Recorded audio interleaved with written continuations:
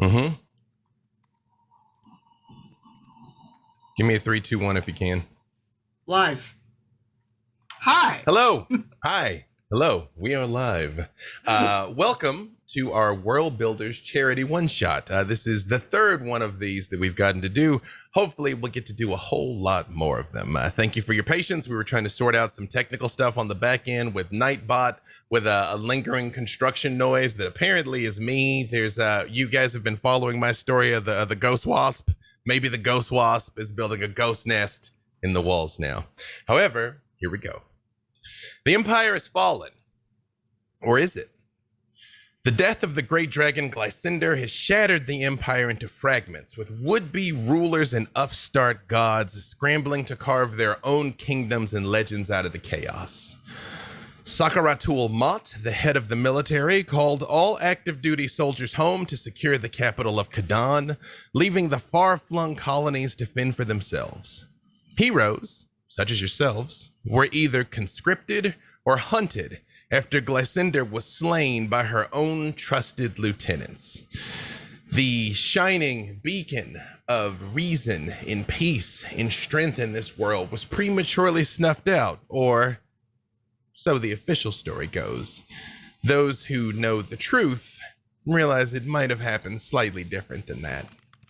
Now at the edge of civilization, at what was once the furthest edge of the Empire of Kadan, the village of Hanimi lay undefended against an unthinkable foe. That is, undefended before today. Tails, since the collapse of the Empire, where has Tails been? Well, it wasn't the bravest thing of me, but I did flee. I went back to the fortress that I had made in the mountains, the mighty fortress that I had spent a year and a day casting so that I would have my own little home in the same mountain range as my friend's half-finished fortress. And ever since then, I've been trying to consult my book, the very best book there has ever been, to try to find some answers, some spell, something that would help. Tails, as you are sitting here, lost in study, one of your numerous arcane protections goes off. Somebody is snooping around outside. Somebody is approaching the borders of your tower. Eds, get ready. That was not the doorbell. And I take the mouse that was reading the page of the book, and I get him back into my hat. It's okay, you got this. And I'm going to run up and try to take a look out the window from the parapet to see if I can see what's going on. As you look outside, you can see two figures. They are dressed in greens and browns. They look like they were dressed for mountaineering, but not very effectively so. Their colors are very rich greens and very lavish browns that actually makes them more conspicuous as they are climbing up. And you see they stop and look at each other, and they look up towards your tower and continue scrambling upwards. I don't recognize those colors. I get myself out onto the windowsill, brace my arm against, lean. Oi! Who are you? Stop climbing that. That's for me. Are you the great wizard Tails? They called me great. Maybe. What's it to ya? Oh, we've journeyed many leagues to locate you. Your story's a legend, and we are in the direst of need. Direst of need.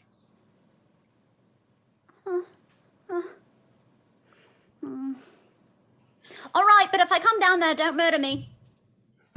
If you come down here, don't murder us. I'll strongly consider it. I'm going to fall back and feather fall my way down to them. By the time you drop to the ground, quite dramatically, what does Tails look like, by the way? It's been some time since we've seen Tails. It has, and I would love to say that they've had a glow up. But their mind has been on other things, mostly in books, and not really. Well, there hasn't really been time for shopping, I would say. They are still have most of their clothes from their urchin days, but a couple nice flourishes now. They have a shield that's actually maybe a little bit shiny, and a breastplate that was definitely not built for them. But it's also nice and shiny.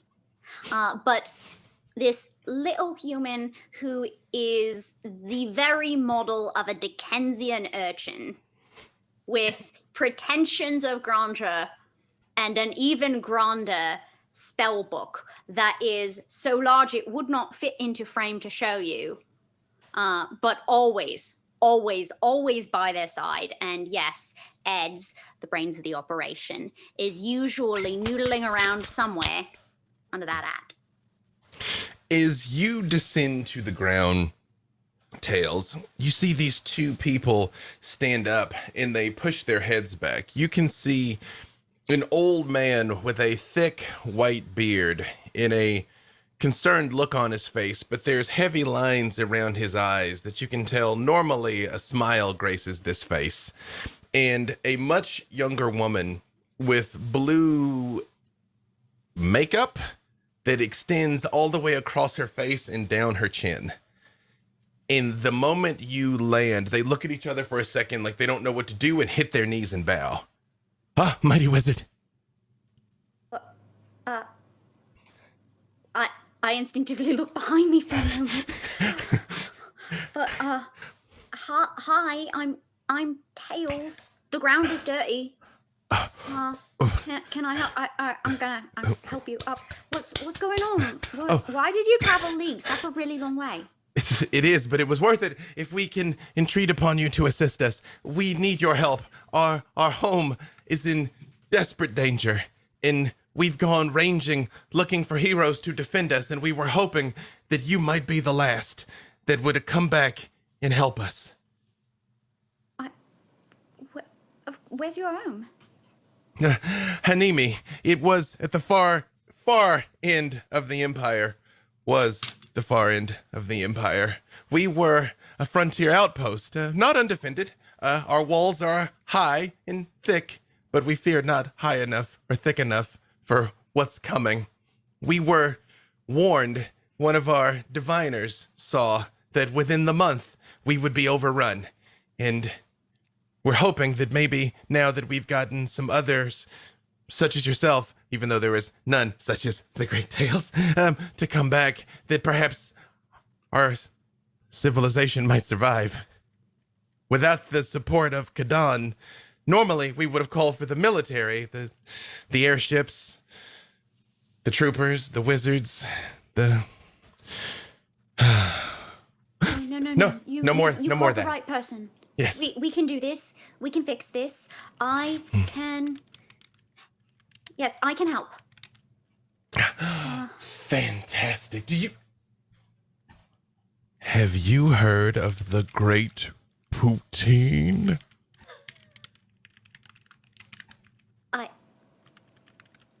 Wait, you didn't? But he has agreed to assist us as well. Yes. Leagues away, you said. We are going to need to go a little faster. I would open my spell book. And with that, welcome to On the Far Reaches. Thank you all so much for joining us. We are here benefiting WorldBuilders. I've been told you wild people have already been donating. Let me just take a quick peek over here. We're already at $690 of our $1,000 goal. Thank you so very much. And I already see a number of things to, you guys gave all these donations without even knowing what it was you were getting. So great. Fantastic. We are here benefiting WorldBuilders. WorldBuilders is in support of Heifer International. The simple way to explain this is you always hear that story of give a person a fish, you feed them a day, teach a person to fish, you feed them for a lifetime. That's what Heifer International literally does. They'll do things like give a family chickens. So not only do they have a means of supporting themselves with the chickens themselves, they can sell the eggs. It now becomes a business. It is radiating outwards. They'll do things like set people up with beehives, goats, ways to not just survive, but to also thrive. So that is what Heifer does. That is what WorldBuilders does. That is what your kind donations are going to do here today. Also, let me tell you, for those of you that have already donated, you're welcome retroactively to put in chat what you want to happen here. There's a few things that are going to happen. Hopefully this gets dropped in chat where you can just read it, but for $20, you can gift an advantage to a player. For $35, you can force a player to roll on the Wild Magic Surge table. I have a custom Wild Magic Surge table here that is delightful. I guarantee it. No negative repercussions whatsoever. For $50, you can gift them a nat 20. Remember, at my table, one of my only 2 house rules is a 20 always succeeds, even on skill checks. That's a guaranteed success, guaranteed crit. They will need it. For $100, we have a drawing from the Deck of Many Things. At least one of our players is not familiar with the wonder of the Deck of Many Things. I told them it's Super Happy Fun Deck. There is nothing but good things in here. No negative repercussions whatsoever to a draw from the Deck of Many Things. And for $500, you can introduce a boss monster into this conflict. And I will say, you who donate, you can decide if the monster is here to help or hinder our foes. Perhaps you want to send them some help and not just another adversary. Those of you that have watched me do these before know I've done it all. We've had the Tarask show up. We've had Tiamat show up. We've had a Sararak show up riding on the back of a red dragon. It's literally whatever you guys want. If you donate, you make the call. So when you donate, you can tell us who you want your gift to benefit, or if you don't have a preference, we will let fate decide. We're also doing donations twice an hour of Die Hard Dice. We're going to be giving them away at the 15-minute mark and at the 45-minute mark. Is our giveaway Nightbot command working currently for the Die Hard Dice? It's a definite maybe. Sorry, I was muted. That's why I was trying to make sure that I gave things away. Hold on. I will tell you in a minute. Well, one way or another, we're going to be giving away Die Hard Dice. The first giveaway will open up shortly. WorldBuilders is in chat, by the way. You can poke them if you have any questions about the Die Hard giveaway. If you have any questions about any of this, WorldBuilders, please feel free to give a more in-depth description of what it is you all do and that Heifer does. I cannot do it proper justice here in just a couple of seconds. And let me make sure, did I tell you everything else? I believe that is everything. Now, with that being said, let us meet our wonderful cast here. And when I introduce you, here is what I would ask. You give me who you are, who you're playing, and what they've been doing since the fall of the Empire. You're arriving in town now, having agreed to help these people, but knowing kind of civilization is unraveling. What have you been doing up until now? And let's start. We already know what Tails has been up to. Let's start with the legendary Poutine, who normally would need no introduction, but for now, Poutine.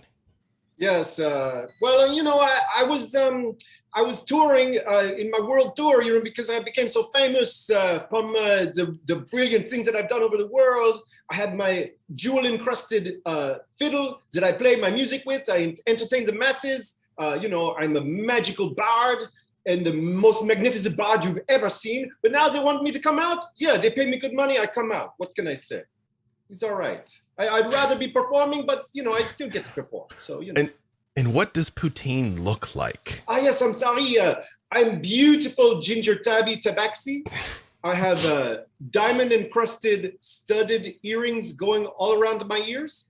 And I have my leather armor that has beautiful lavender trim and a jewel-encrusted lavender tulip on my breast right here. You know, it's a beautiful, beautiful flower. Very subtle, very understated is what you're telling us, Poutine. Oh, and many rings. They do not interfere with my fiddle playing. No. Zorvius. You are muted, Zorvius. Yes, sorry. I was writing down. I'm like, oh shit, what has Zorvius been doing? Like scribbling that down. Yes, Zorvius. Yes, the Githzari soul knife. Well, for the most part, since the fall of the dragon, I've been laying low, keeping my head down and battling my guilt for not joining in more responsible tasks. As somebody of my skill level with what I have to offer, there's probably something I could be doing that would be somewhat useful to the greater populace. But instead, I've decided to pull a cloak over my head, smoke some tobacco, drink a lot, and to do everything I can to avoid conflict where necessary, while trying to drink away the guilt of not, say, being drawn into the endless conflict between the Githyanki and the Githzari and other places. And what does Zorvius look like? Well, even for a Gith, you can tell that I've been around the block with contact regarding blades. A scarred up face, badges of pride from all the close calls that I've had, and actually is dressed somewhat nondescript, looks somewhat plain. The only thing that looks extraordinary about him, aside from the black leathers and studded the silver studs that he has all over his custom leathered armor, is the skin of the displacer beast that he has slung over his back, tied as a cloak that he has worn, always making him appear 3 feet from where he's actually standing, which he has great fun with when it comes to passing through towns and entertaining children from time to time. Zorvius, as you walk into Hanimi, it is, they called it a town. Under normal circumstances, this would be a mid-sized city. There's probably 500 people that live here. There are walls that are about 40 feet high. As you approach, you recognize again those walls would not necessarily be an obstacle to one of your capabilities, but the city is not undefended. It sits right at a bend in the river where a high walled castle sort of juts out into the water, and there are piers on one side where the city is, and on the other side of the river there are mills that has a thriving lumber trade over there that they can send things up and down the water and help build things for the town. It is pleasant, although you can tell the atmosphere is a little bit subdued as you're walking through, which at first you think maybe is because you're a Gith. This is a response you're accustomed to, but no, everything seems a little subdued until you hear very jovial fiddling. And up ahead, you see a ginger tabaxi. Hey, hello, come on over. We are having a good time. Come on. Yeah. You look good and you look good and you got inspiration. Yes. Zorvius pauses in mid-step and actually allows his mouth to become a gape for a split second. It's seeing this sudden splash of color all over this drab, like, palled atmosphere, and just kind of, all right. And we'll stride over and kind of make sure that his hood, he knows people are going to see him, but he just kind of pulls it a little closer to like the front of his face, so people from the periphery don't end up staring. But he'll walk over, and Zorvius, is one of these people that tries very hard to remain kind of like grim looking, the angel complex, but he strides up and just is like kind of trying not to nod while he's listening and just like, looking around. Can I just say one thing? We are 34 minutes in, 19 minutes of actual content, and we've already broken the funding record. So there you go. Whoa, thank you. Thank you all. You know, there was some debate as to what goal we wanted to set, and we didn't want to put it too high because it's always good to like track something low and raise it rather than start too high and not hit it. So if possible, let's change the goal to 2,500 now. But you all never let me down. I really appreciate this. It is a difficult time for so many people. Thank you for your generosity, and this charity and the work they do literally save and change lives. So we're all here to have fun. Thank you, but this is literally going to make some human beings' time in this world much easier now, thanks to you and your generosity. Thank you so very much. I just had to say that. I apologize, Zorvius. Please continue. Oh no, Zorvius is just fighting the impulse to be broody, but he can't. He's to this tabaxi. He's kind of like, Yeah, good luck resisting, huh? You cannot resist. Don't do it. You can't do it. oh my god, that's so good. The best. Oh, all right. Hey! Speaking of wish you could brood but can't, namby-pamby, statuesque Goliath goddess, as you make your way into town, what has namby-pamby been doing in the wake of the collapse of the empire? Well, I've been traveling to various dimensions because I'm organizing a union for all the imaginary friends that children hire for their dreams and nightmares. That's my job. I want you to smile, and if you can't smile, I can smack it out of you. And what does she look like? Okay, this is the good part. She's an 8'6" Goliath. Her real name is Haga Stormguard, but she likes being called Namby-Pamby because children can pronounce that much easier. And she gets really upset when people can't say Haga correctly. Like I said, she's 8'6". She has big pink curly hair. She has like really cool pastel earrings. She has a really fluffy tutu. And when you look closely, you see like, throwing little tiny throwing axes. She has many throwing axes embedded in her tutu. And she's carrying a really big great axe that's like pastel colors, pinks and like blues and purples. And then when she swings it, you get this faint whiff of like buttercream frosting with sprinkles. As you are making your way into town, Virgil. Boom! Boom! Yoo-hoo! Virgil, you can't help but notice this pastel dream of this monstrous figure making her way cheerfully into town. What has Virgil been up to, and what does he look like? Virgil has been traveling since the fall of this. It wasn't that it escaped his notice. He was just elsewhere, doing other things, running away from memories per usual. And the his instinctive reaction is his thoughts upon seeing namby-pamby are, that is some big Kent energy.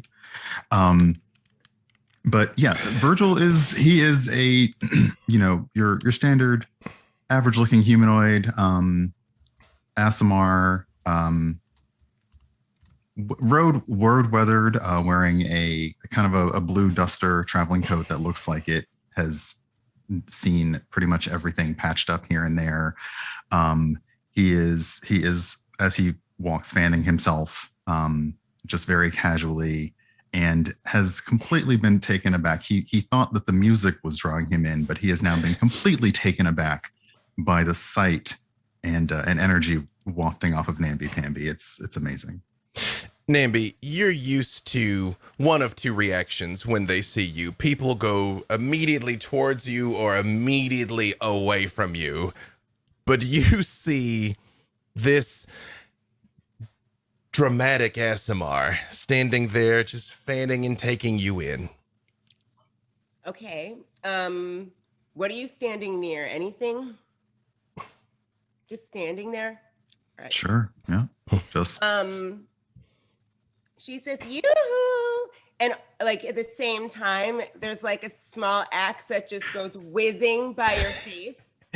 And you get this like faint smell of like brownies like baking. And she like walks up to you. Hey, how have you been? Where have you been? She bends over and looks at you.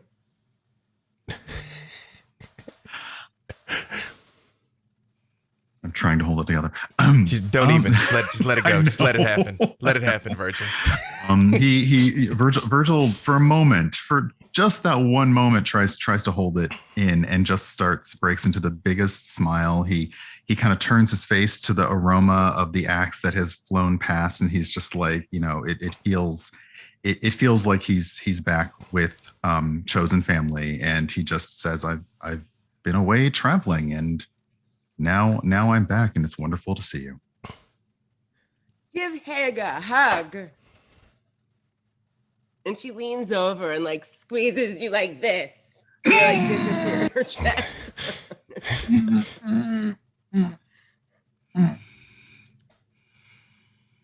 That's enough. Good to see you. Thank you. What are we doing here?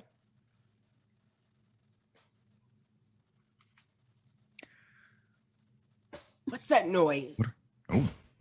Do you hear a fiddle? Zorvius. Zorvius is full on just like, yeah, just like at this point, the Gith is like It's just rocking big, out. like split smile on his face. It's showing all of the rows of the Gith's teeth. He's just kind of like nightmarish smile as he's like clapping along and like, Zorvius, as you're getting caught up in the fiddling, in the moment, you catch out of the corner of your eye this colorful giant hugging an angel. This is not what you thought you'd signed on for mercenary work, and you feel sort of a crackle start to form around you, because due to the generosity of our good people, from 54 aqua snakes in particular, Zorvius has a roll on the wild magic table. So go ahead and roll percentage for thanks, me Aqua here. Snakes. Yep. Let us see where this goes. All right, Maybe something bad, maybe something good. All right. I'm rolling D&D Beyond percentage. Let's see. Hey, my dude, you look a little funny. What's going on? I rolled a 41. 41. All right. I have a different table over here, you all, by the way. Let's see. Oh God. Oh no, Poutine. It happens again. As you see this large toothy grin, he sort of looks at you when you say, "Hey, my friend." He looks at you and shrinks into a tiny cactus right in front of you and falls to the ground. Hey, man, pourquoi? You cannot dance when you're a cactus. So stupid. The cactus just. Virgil and namby-pamby, you all hear Poutine yelling this, and you turn just in time to see this Gith shrink into a plant and fall over. So stupid. Hey, my tall lady, you look good. I like your style, huh? Namby-Pamby would like to pick up Poutine by like the scruff of his neck. I'm still Lift playing. him up. I know you. Well, yeah. Give me a kiss, huh? And she tickles him and then puts him down on the ground. I like your style, as always, huh, chérie? After Those claws in. Keep those claws in you.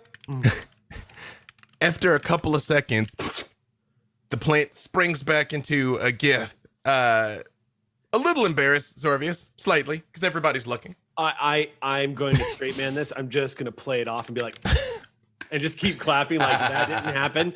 I'm just like, What was that? and to answer the question, he turns to her and just goes, well, and stops like mid sentence and gawks for a second and just says, I have no idea what to say right now. Absolutely no idea what to say to you right now.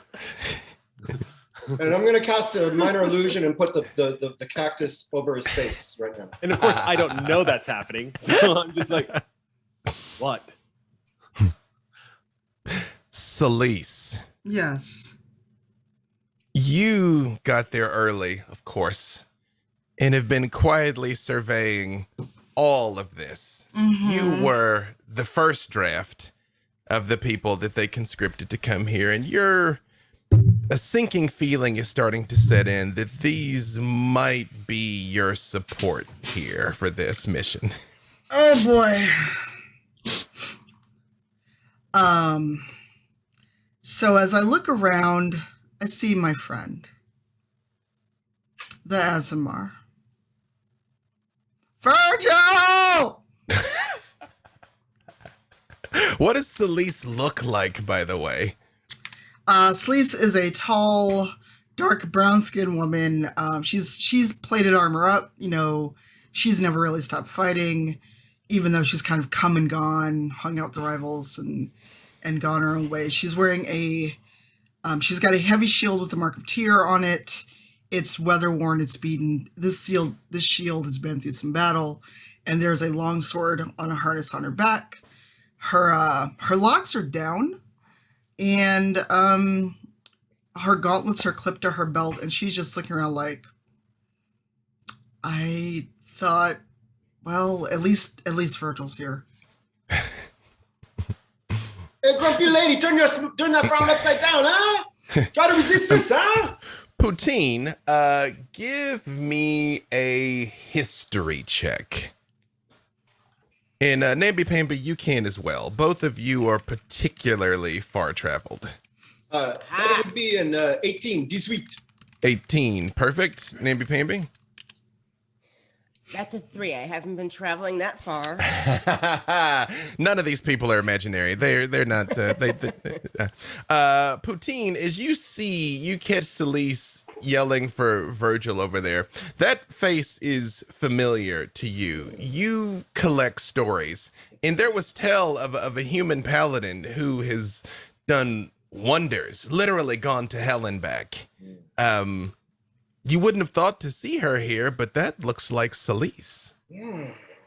She's always been that grumpy too. Yeah, Celisa, you're so famous. Come. I think we're working together. It's just my style. Come on. We are going to do some good things for glory, huh? Yeah. And you're Poutine, yeah? I'm Poutine, of course. Who else? Or is it Poutine? We're not going to go there. Look, I just want to make sure I say your name right. Poutine, huh? Poutine. All right, Poutine. Very good. I see a smile. And now, as you all are gathering together, the fates have smiled upon one of you already. With a draw. Oh, it is absolutely you, Zorvius. Wait, Yeah. Zorvius has been. Seriously? Oh, Yeah. It really is you. Yes. Yeah. Yes. It is from Rogan 27. Damn it. I knew that was going to happen. All right. So here's how we're going to do this. I'm going to shuffle. You just tell me when to stop. And then that will be the card we draw. I am so boned. Again, no. Just, I once did this, and this is true. I once had 37 deaths on the field by the time it was over. If you know what that means, you know. If you don't, maybe you're about to find out. I've been in this game 5 minutes, and I've been turned into a cactus. And now, all right, go ahead so and just draw one of them. Ready? Yeah, All right. draw that top Let's one. see here. Oh, no.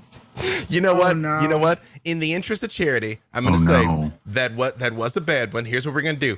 I'm gonna wipe that one, but I'm gonna put it back in the deck. If fate says it hits somebody else, so be it. But since this is but the first draw, we haven't even gotten Was that into banished it. to an alternate plane? And I'm not gonna say tell what it. it I does. am Even the suddenly bad one. extremely uncomfortable. Again, right, nothing stop. but good things in this deck, Virgil. All right. You Nothing but- lie. You Thank you, BJ. lie.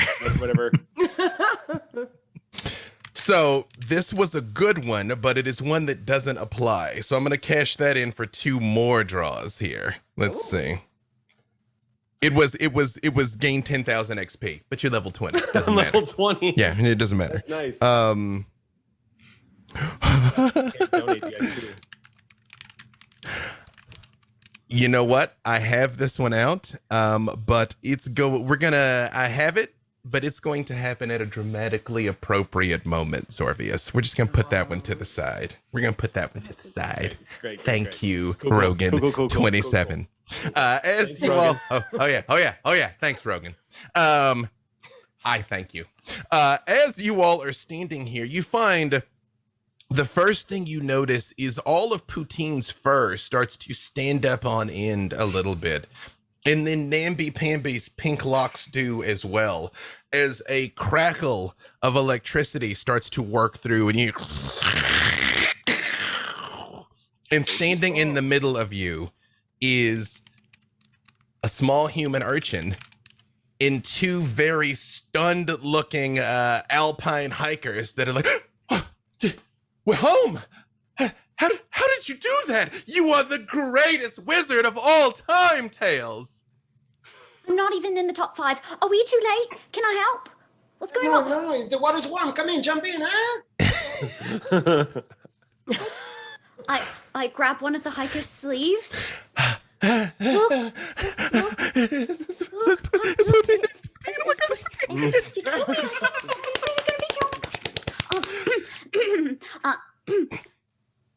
Hi.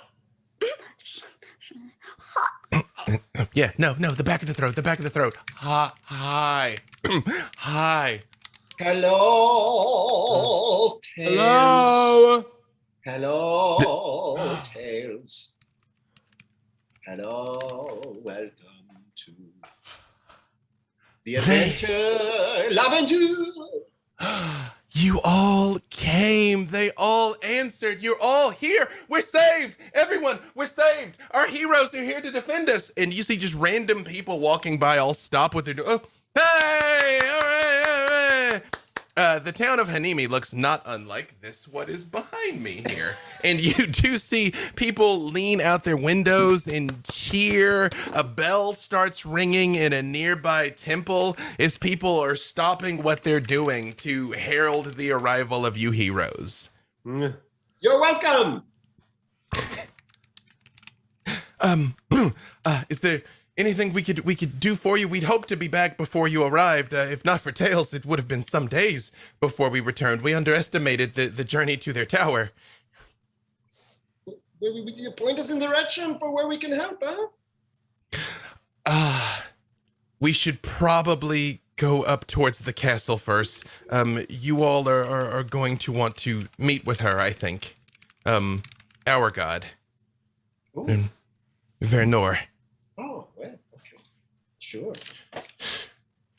Then when they mention the name Vernor, they all kind of like, the two of them sort of look a little sad for a second. Again, it's almost Poutine. It's almost like everything you've done to lift the environment, it almost immediately starts to drop back down. Oh, no, we cannot have that. We help. Go, take us. It's okay. Okay. And as they turn and they start to walk towards the castle, which you can see standing over on the edge of town, you all hear another bell, a different bell, start ringing. Like, and most of you have been fighting or serving long enough to hear ding ding ding ding ding ding ding ding ding ding ding ding ding ding. That is an distress bell coming from the gates. Oh boy. Not good. At all. Ooh. That's enough to send Zorvius into acting like a cat that just heard a loud noise. He kind of drops low for a second and looks around like, what? It's the gate. That sounds like the north gate. And they just sort of point and they're like, please. Allons-y. Follow me, huh? I'll lead. Yeah. Does everybody head that direction? Oh yeah. Yeah, let's Yes. let's check Bard's it. got the right idea. Sword and shield out.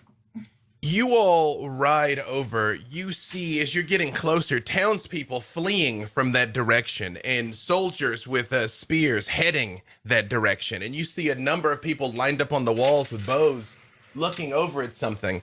And as you all arrive standing framed by this high, wide gate that currently is very much open, maybe 100 yards away, you see a person all in black, sitting on a horse that is very clearly dead.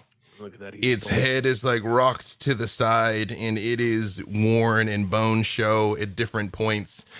And this robed person just holds their hands out to the side. And you hear their voice boom, where you can clearly hear it. I wish to parlay with the heroes.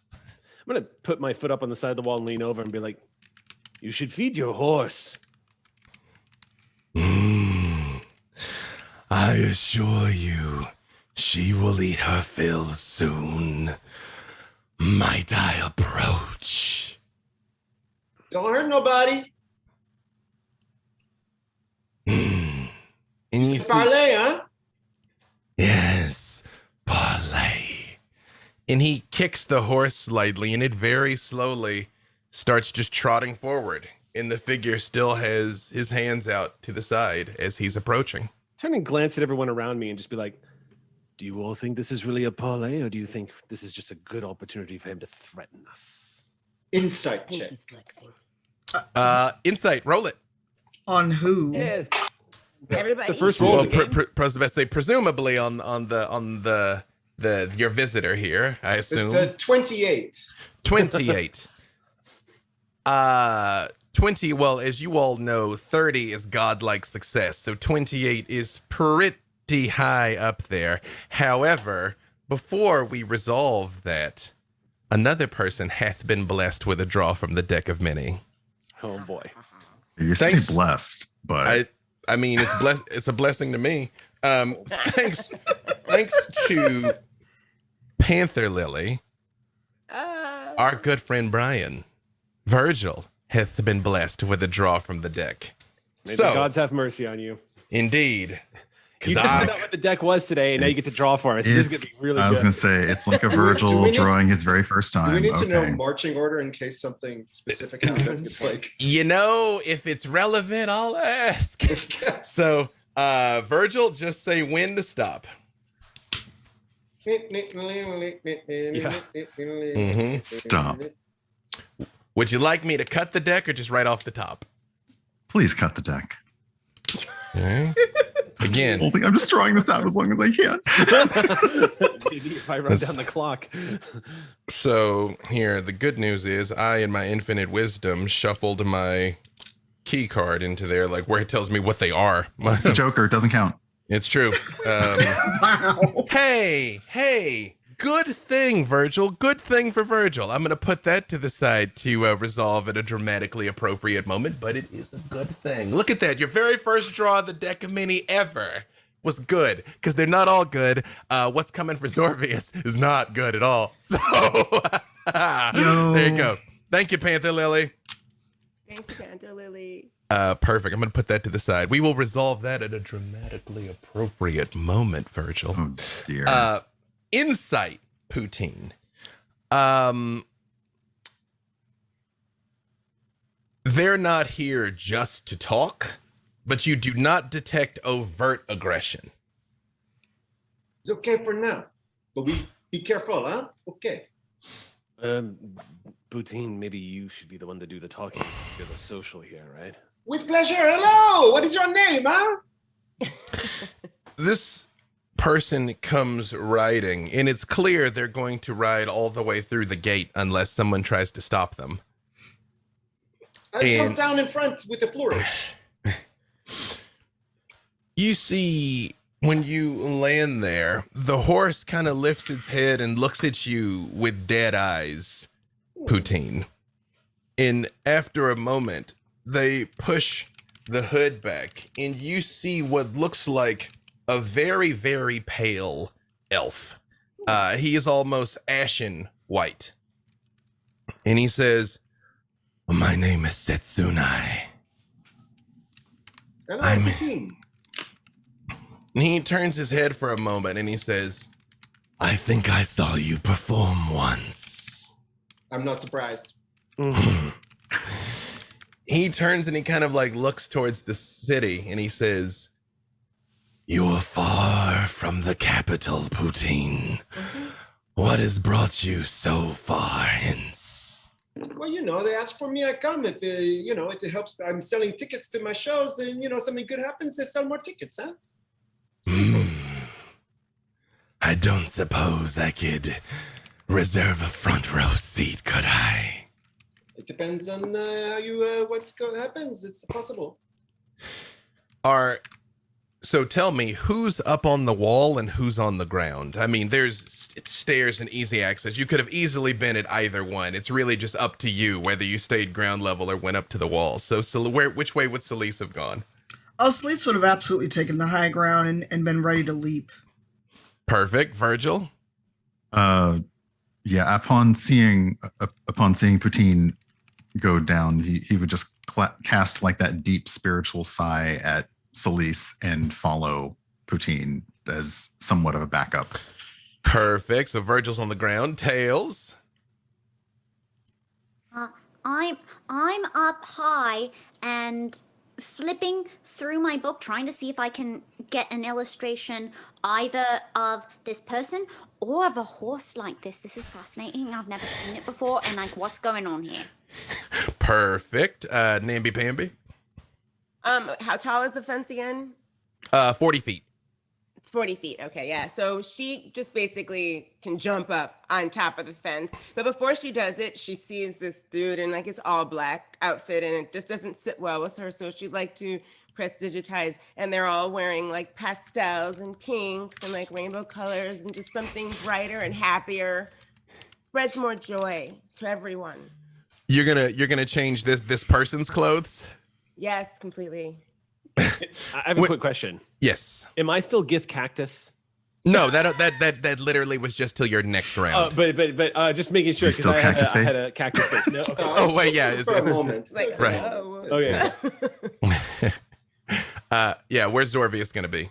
I think Zorbius is going to try to find that point positioning so that wherever he is sort of behind wherever Celise and Nambi are, because those are the two that are going to unleash all hell, and he wants to be behind that, not in front of it. So he's going to be kind of like positioning himself wherever Excellent. that could be. Yeah.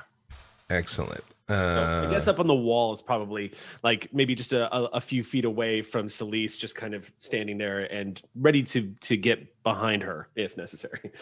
Perfect. Setsunai sort of looks at Poutine and Virgil. And Virgil, while he's looking at you, he says, "Oh, fallen angel, I can relate." I don't think we have anything in common. Oh, in time, you will see we have everything in common. What is your name, friend? Just quirking an eyebrow, Virgil. He responds, "I'm known as Virgil. What is your intent here?" Oh, my intent is to preserve this land and everyone in it. I trust they realized I would be arriving here and brought you 6 to defend them. Tell me, does that mean their god is not up to the task? It's up. It's not for me to say. They asked me to come. I come. Huh?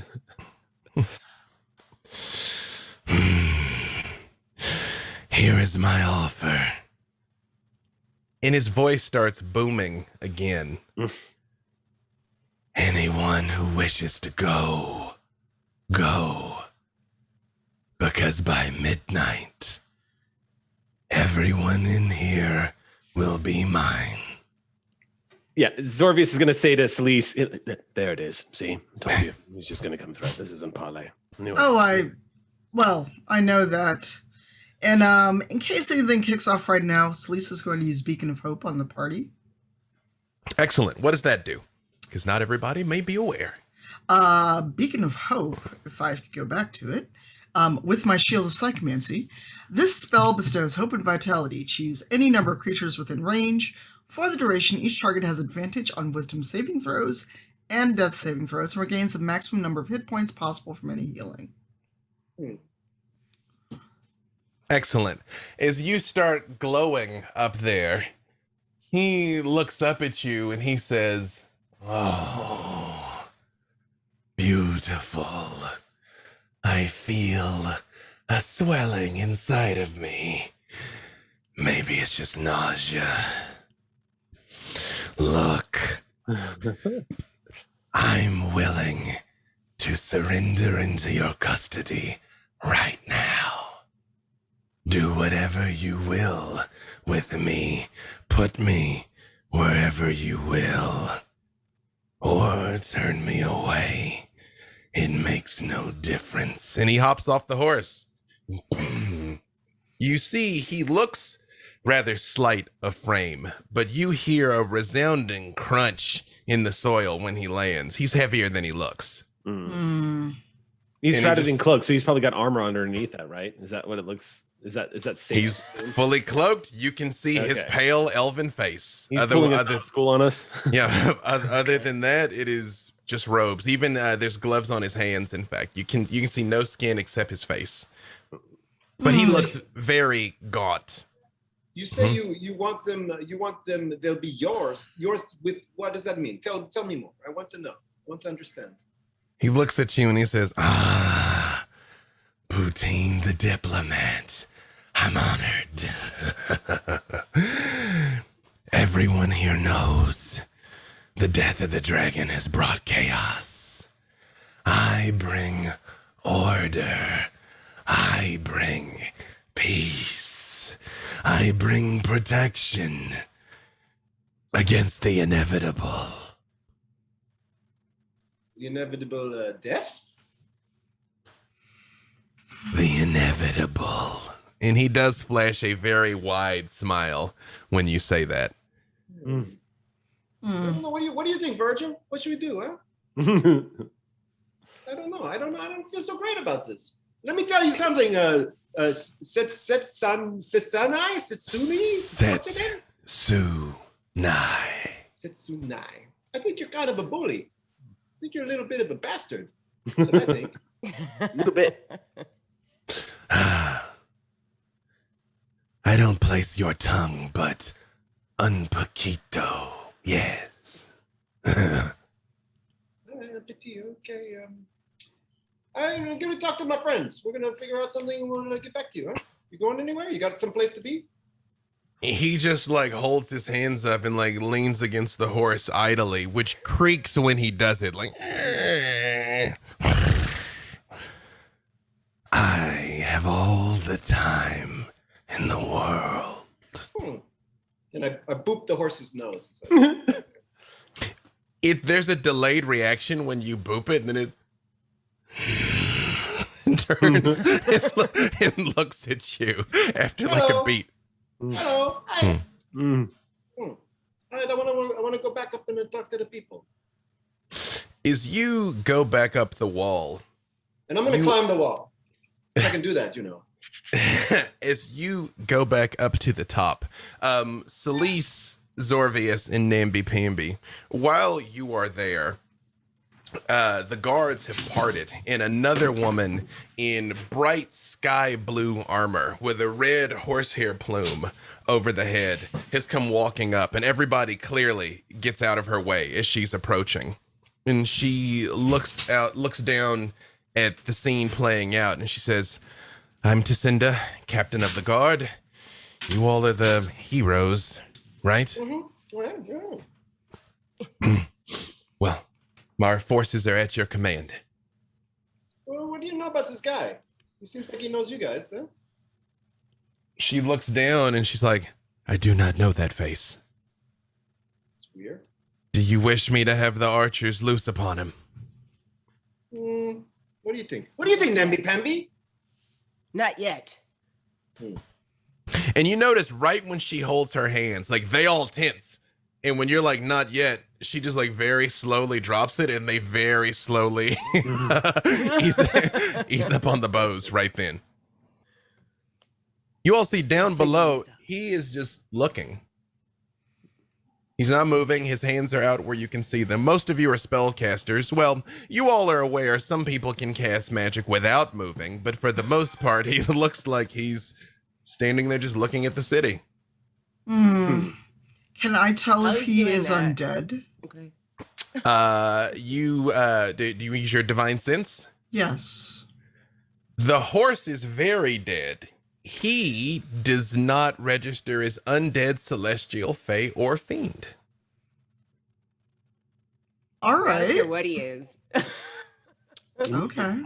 Very pale. He needs a little bit of, color. Yeah, he's like this color. Oh wait, that's the wrong side. Yeah, he's like this color. Like a palette. Yeah. Mm-hmm. All right. Oh, Yeah. Does that name ring a bell anywhere from any of the legendary tales of? You can give me a history check. Any of you that feel like you would have fought on the side of the Empire at any point can roll with initiative. I mean, not initiative, advantage. Sorry. Otherwise, I'm like, sorry, you're paging Dr. Freud. Yeah. Oh, I'm gonna give myself a little bit of the peerless skill. I can do it a bardic inspiration die to add to my roll. Absolutely, Poutine.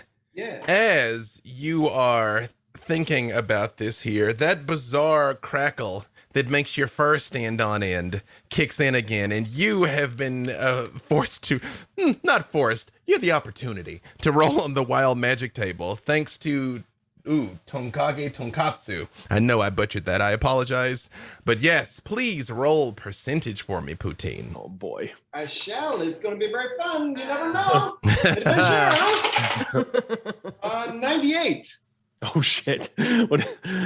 That is actually perfect. Oh. Because Poutine, as you stand here thinking, your fiddle starts playing again. Your greatest hits, the things that you are most known for, just start echoing from nowhere as ethereal music just starts playing, Poutine. That's a power even you didn't know you had. Oh, I'm so happy right now. I'm reminded of my successes.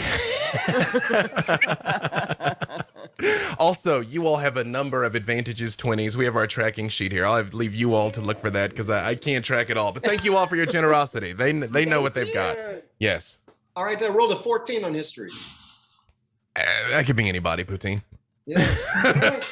A natural 1. So can I just assume that he and the horse are just the same?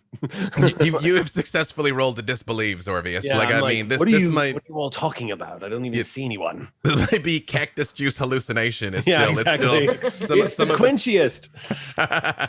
Some of it's still in your blood. What is Tails doing during all of this? Well, Tails has been looking through their book, so I think that's a flavoring of the 25 history check. It is the best book. If there's information, It is it's in there. the best book. Yes. Tails. It's like Setsuna. You know, you have access to a great deal of information, both mundane and arcane, Tails, including some of the movements during the war when you were, occasionally called upon to intervene. And there was a name of someone named Setsuna who was a mystic in the service of the Empire, apparently one of extreme power. He was utilized almost like a weapon of mass destruction. When negotiations were over, they sent Setsuna to finish whatever was going to happen. But you heard he was killed on the front years ago. Well, I heard that we lost a wise and brave leader too, so one hears a lot of things. One does hear a lot of things. So I'll show this page of my book. Hang on, hold my arms out harder, wider, to show this page of the book to the party with an illustration of Setsuna. as he was then, and just very bold words illuminated at the bottom. Trouble. Somebody got something wrong. That's not true, huh? I don't know. You're sure that he's not undead? He's not the horse? No. Is different? The horse is very dead. Mhm. How that thing's Oh, walking around, we don't know. Mhm. I think Zorvius at this point is going to look at Virgil and go ahead. Actually, let me just give one more thing. I Yeah. apologize there. In the strictest technical sense, this would be out of your range, but I feel like it would be so powerful you would detect it, Celise. Yes. There is a powerful celestial presence in the castle where they said they were going to take you before this detour. Something is in the castle. And that it's also not sort of- Virgil. It is not Virgil. You Okay. do detect the celestial presence that you're accustomed to, and I don't think any of the rest of you would register as undead, celestial, fey, or fiend. Yeah, you're like surprise. Yeah. So I mean- Liquidine. Yeah. Right. Sorry. Yes, Zorvius. Go ahead, Celise. Sleece just kind of tilts her head, and she's like, you know, like how dogs look when they're trying to figure something out, but it's that Do I same ever? kind. Tabaxi, not a cat, not a dog. I know what they look like. She's just like, there's another celestial beside Virgil. Something having to do with our new friend down there, I think. It's not him. There's someone else here that they were taking us to. Is it Werner or whatever the hell that name is? Vernor? Vernora? Vernor? That is who they wanted to. They wanted us to visit Vernor. Maybe, but I can feel it all the way from here. What do you think it means? It means we should figure out what to do with him, if we're going to fight him now, or wait until midnight. Because I don't trust that if we put him in jail that he'll sit there peacefully for several hours. I could Celise, try to put him in like jail, like another plane. Yeah, Celise, you all are up 40 feet on the wall, and when you say the words out loud, "Are we going to fight him now?" he just turns and looks right at all of you and goes, Hello. And an axe whizzes by his head, and he gets like this faint smell of buttercream frosting. Are you starting a fight, Namby? No, I just wanted to warn him. Fair. Oh, can I try something? "Absolutely." Oh. I don't even know what it is, but I'm for it. That was too enthusiastic. Okay. It's just me. Can I try to banish him? You absolutely can. But before that goes off, because I believe he has a save against this, right? He does, yes. What's the number he needs to beat on the save? At the level I'm casting. Oh no, he just still has to beat a 16.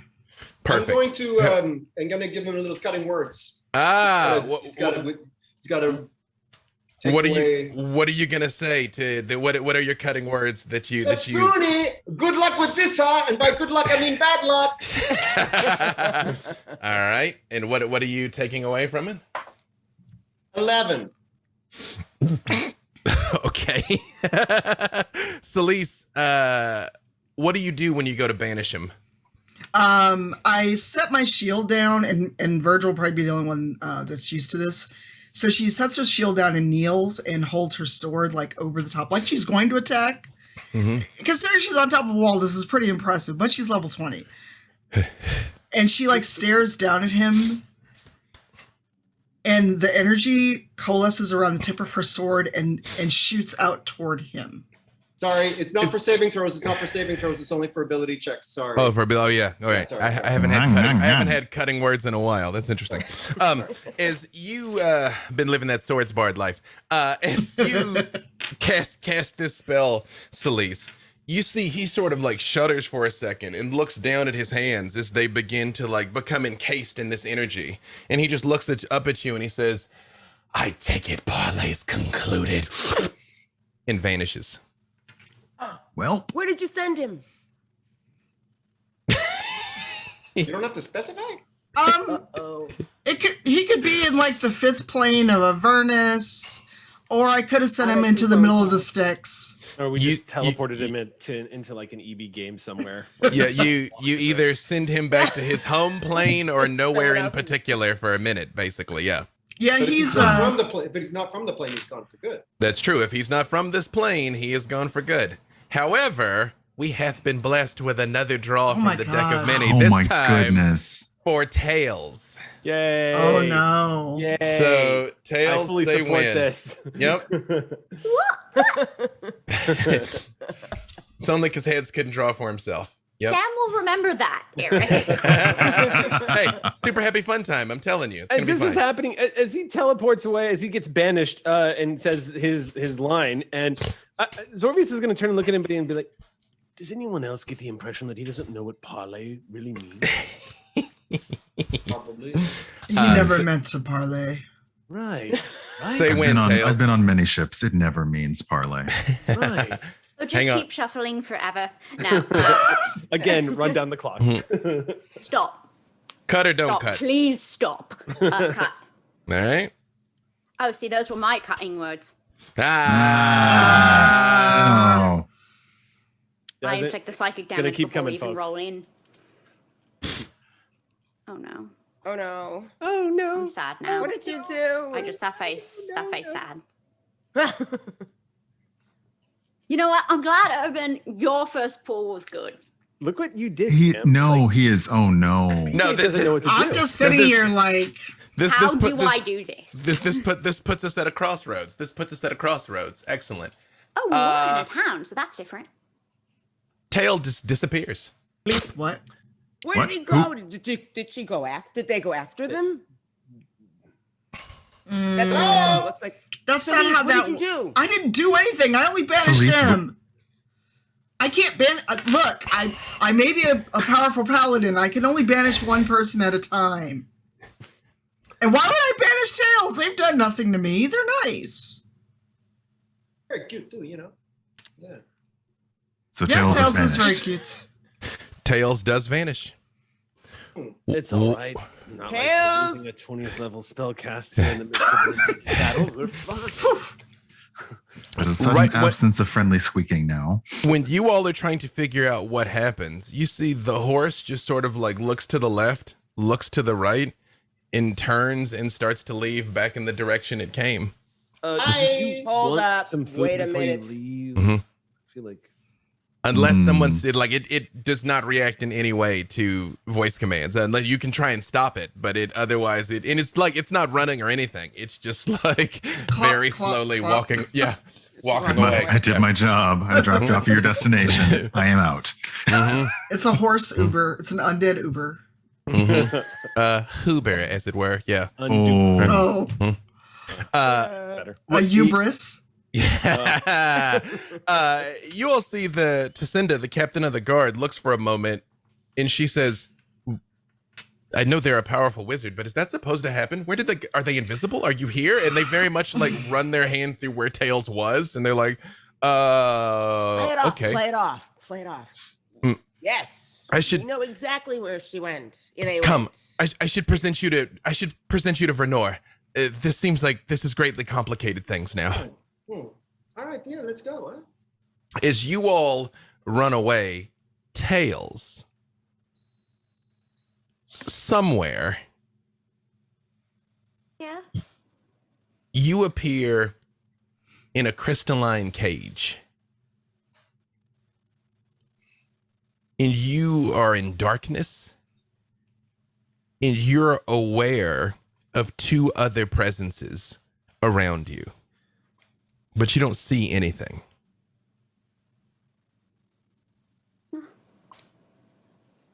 I do immediately check if Eds came with me. Heads is pressed down against the top of your head and just with all four claws dug in. Very freaked out. okay. It's okay. Hello? Oh, we did not expect you to join us. Where are you from? Not here. I'm from the prime material. Mostly. We Tails? have great interest in the prime material. Tails. This might be a fortuitous set of circumstances. Really? Cause this was really, like, not to be discourteous or anything, but this was a bit of a bad time for me. There were other things I was gonna be doing. That's rude. Really? I'm sorry. I just. Oh no, don't let us interrupt. What were you busy doing?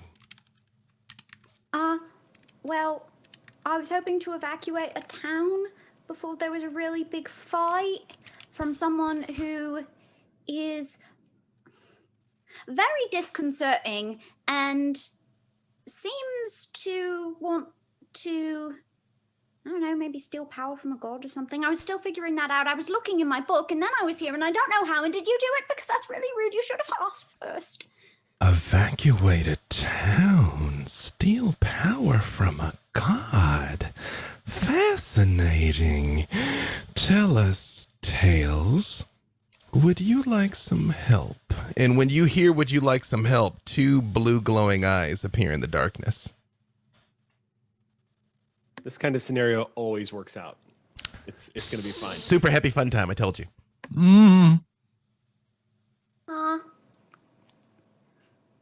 Well, the first way you could help me is your name? Please? Oh, Please? I'm known by so many names. And I would hate to set things off on the wrong foot by having you make unhelpful assumptions about us. But I assure you, we only want what's best for you. We only want what's best for everyone. And you see around these blue eyes the form of a woman start to coalesce in the darkness, and she's slightly darker than everything around her. And she's got a huge staff with a glowing blue light on the tip of it. That's the same color of her eyes. I think we're going to send you back, Tails. But I think we're going to see you again soon. Remember, we are your friends. And she taps the staff, and there's a flash of light, Tails, and you are back with all of these adventurers being hurried into the castle just inside the courtyard. And you all see Tails is back. Where were you at? Where did you go? Are you all right? I'm unharmed, and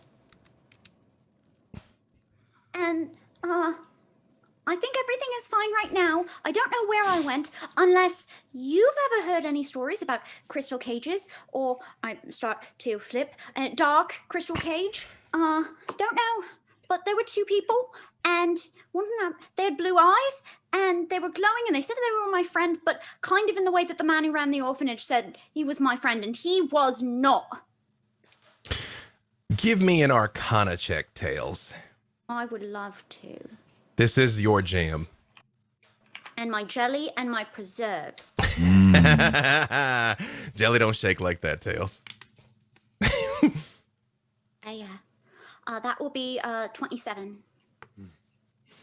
As you are tumbling this around in your mind, something just echoes through your consciousness with absolute certainty. The Queen of Shadows.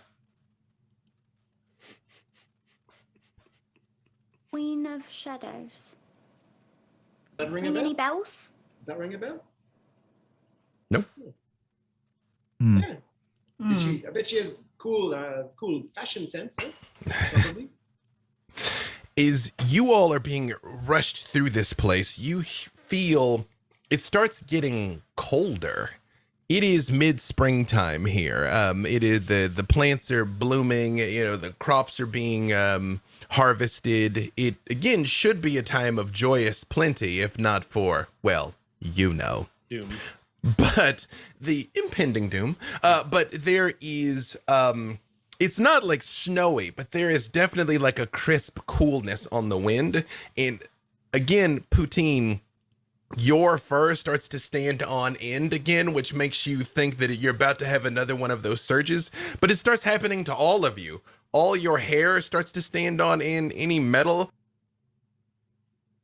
on your person, you can see tiny little specks of electricity start to play over it. Your axes and knives, namby-pamby, little bolts of electricity begin jumping back and forth between them, harmlessly, but there's just a charge in the air. And Nambi would like to look over at Celeste and say, "What did you do now?" I didn't do anything. If you accuse me one more time of doing something, you and that candy axe of yours are going to get really closely acquainted. Roll initiative. I would like to rage. Yeah. Celeste, roll Yes. percentage for me. Because you have been blessed with a roll on the wild magic table. Oh my goodness. That's what happens Let when you me get mad all the time, huh? When you start yelling at people, you have to do this. I mean, at this point, we should all roll like an intimidation check against the army that would be attacking and be like, guys, you don't want this. You don't want that. Teleport inside Honestly. your head, or turn into Oh, like an wait. army of cactuses. We walked through something on our way here. Something is just emanating off of us. We're not really sure what's going on Yeah, today. you don't want this. You know, Oh my god. Of course, the one time I need a D10, it's not in my hand. You want me to roll? No, I Okay. got it. 77.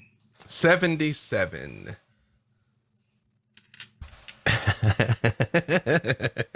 Oh, geez, he's laughing. Remember, I killed death in one shot. It's true. Oh, You okay. have one shot death. That is true.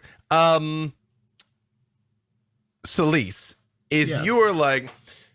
you and that candy axe are gonna get really acquainted with each other. And Namby Pamby kind of turns and looks at you like, do something. And as you start to square up, Celeste, Celeste turns into a tiny, cute little fluffy sheep. That's what you Now, get. what With did- with mean eyebrows though, like a scowling but adorable sheep. I'm an angry Take shit. my little claws and I try to work out the tangles of the wool. Hey. Ah! Oh my gosh. Do we get a talking sheep? Yeah. does polymorph? Oh, He's No. gonna kill me when Yeah. he turns back. Yep, Uh-huh. Yeah. oh but goodness. Yep. As you see Tacinda stops and turns and looks at the sheep, and she's like, "You all are quite curious, but please, time is of the essence." And she walks over very carefully to the sheep and holds her hands out, like, "Are you gonna let her pick you up, Celeste? You are a very small lamb. Fine. You're capable of walking, but do you let her pick you up?"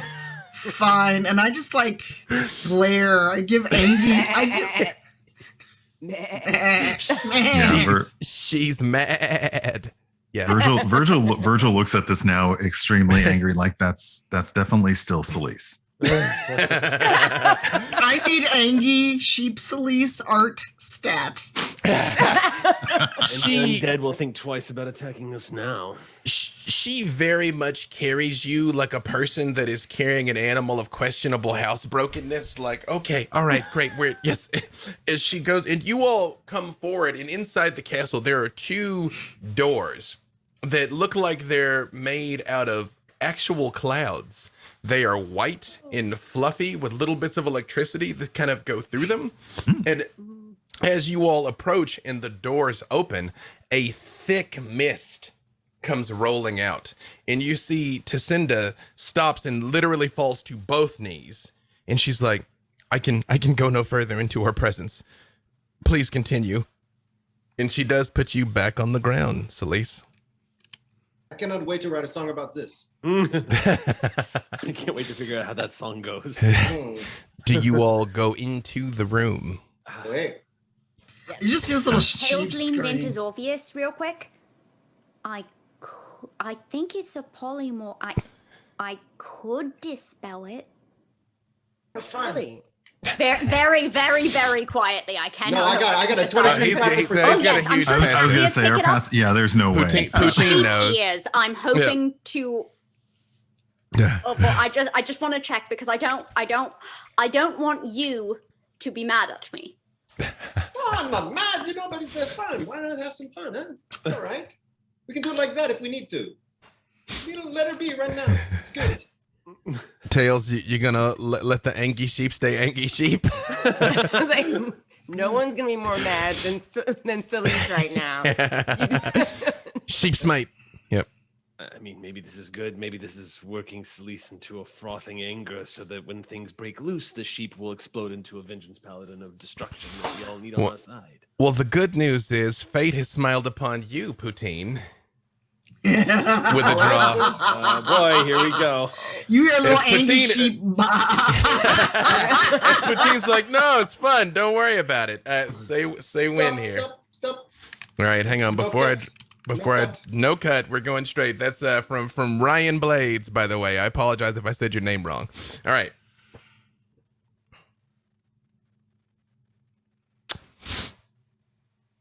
This also we will save for a dramatically appropriate moment. Yeah. Very good. Yep. I'm keeping track of them over here. Yep. It's they are going to happen, y'all. I promise. Just at dramatically appropriate moments. Oh boy. As you all enter into this, and there is a cool chill in the air. Celeste, you only stay a sheep for about a minute. So as you kind of come in here and you feel the static coursing through your wool, thinking for a moment how you're going to manage to smite as a little lamb, you change back. She was an angry sheep, and then she wasn't one. Because she was really angry. Good, huh? I'm gonna do something terrible and Anthony out of character. If you don't want me to do this, just tell me and we'll retcon it. She's gonna rub his fur the wrong way on purpose. Oh. But maybe I like it. Maybe I really secretly like it. Here, let me make a quick note for myself of which one is which, because I have these cards over here, but I don't want to mix up what fate has decided for each of you. She gives him a static shock. It's true.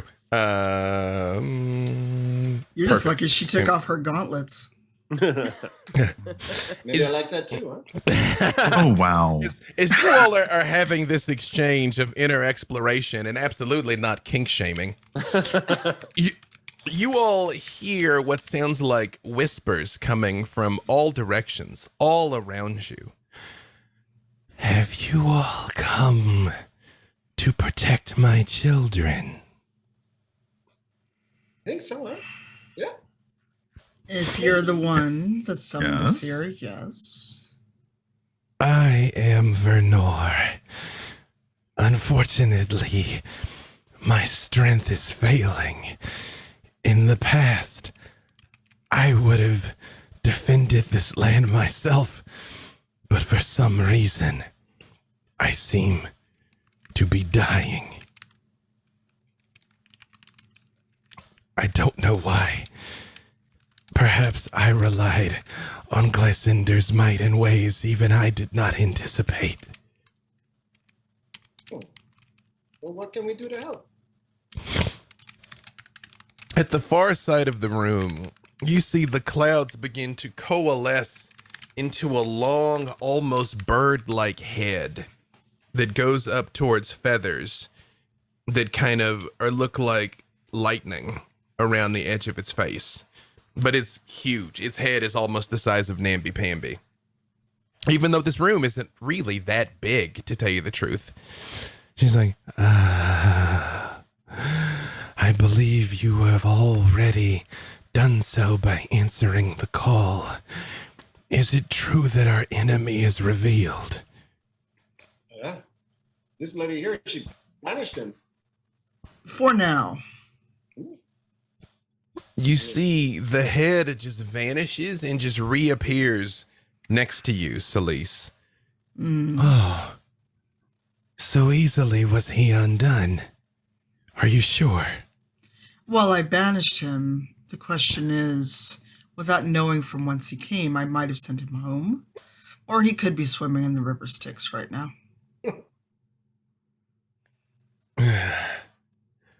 I was listening from afar.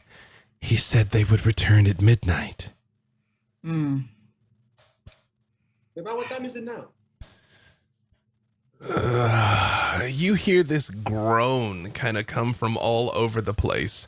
And she says, that is but half a day, I fear. That is not long to prepare. My soldiers are limited, but they are brave. Tacinda has trained them well. Our people are courageous, but they are not soldiers. Still, if you call upon them, they will listen to your instructions. Hmm. Then I need your... No, please, go ahead, Celise. No, she was just gonna start like going into soldier mode, but if our I guess person who summoned us here is not done, she'll incline her head and fall quiet. When the time comes, I will do what I can to summon my strength to assist you. But I fear I don't know how much time I have left. I may not last until midnight. You will. Your people need you. And that's why you're here. Tails, when you say that, you feel almost in the mist like something coiling around you, gently, not in any way aggressive, like something just wraps up around you. And she says, Tails, your optimism is refreshing. Thank you. I will, of course, endure as long as I can. Good. You do your job, and we'll do ours. We'll help your people. I will tell you what I have foreseen. Setsunai commands an undead legion. Dead from all over the Empire and beyond. The risk he poses is almost unimaginable, because for each soldier we lose, he gains another one. I think we've got a lot of powerful people here, though we can probably do some things to, make his life not good. You see this face appears right in front of you, Poutine, kind of towering over you, but eye to eye. And she says, you all are great heroes. All of you powerful. Many of you also by the hope you encourage in the hearts of the people. That is what they will need to see them through this night. Avec plaisir. Do you have any questions or requests of me? I mean, if you got some special powers yourself, do one thing, maybe, at least. There was a time that the sky and the wind was mine to command. The air itself obeyed me. Now, I will try to summon it one more time when the time comes. And you hear what sounds like a very faint echo of thunder, even though it is a cloudless day. And she turns and looks at you, Virgil. And she says, you and I are cousins, I think. I sense a kinship. Your power and mine definitely comes from the same place. Would you be willing to carry something precious to me into battle. And when you feel it is necessary, call me and I will answer. Of course.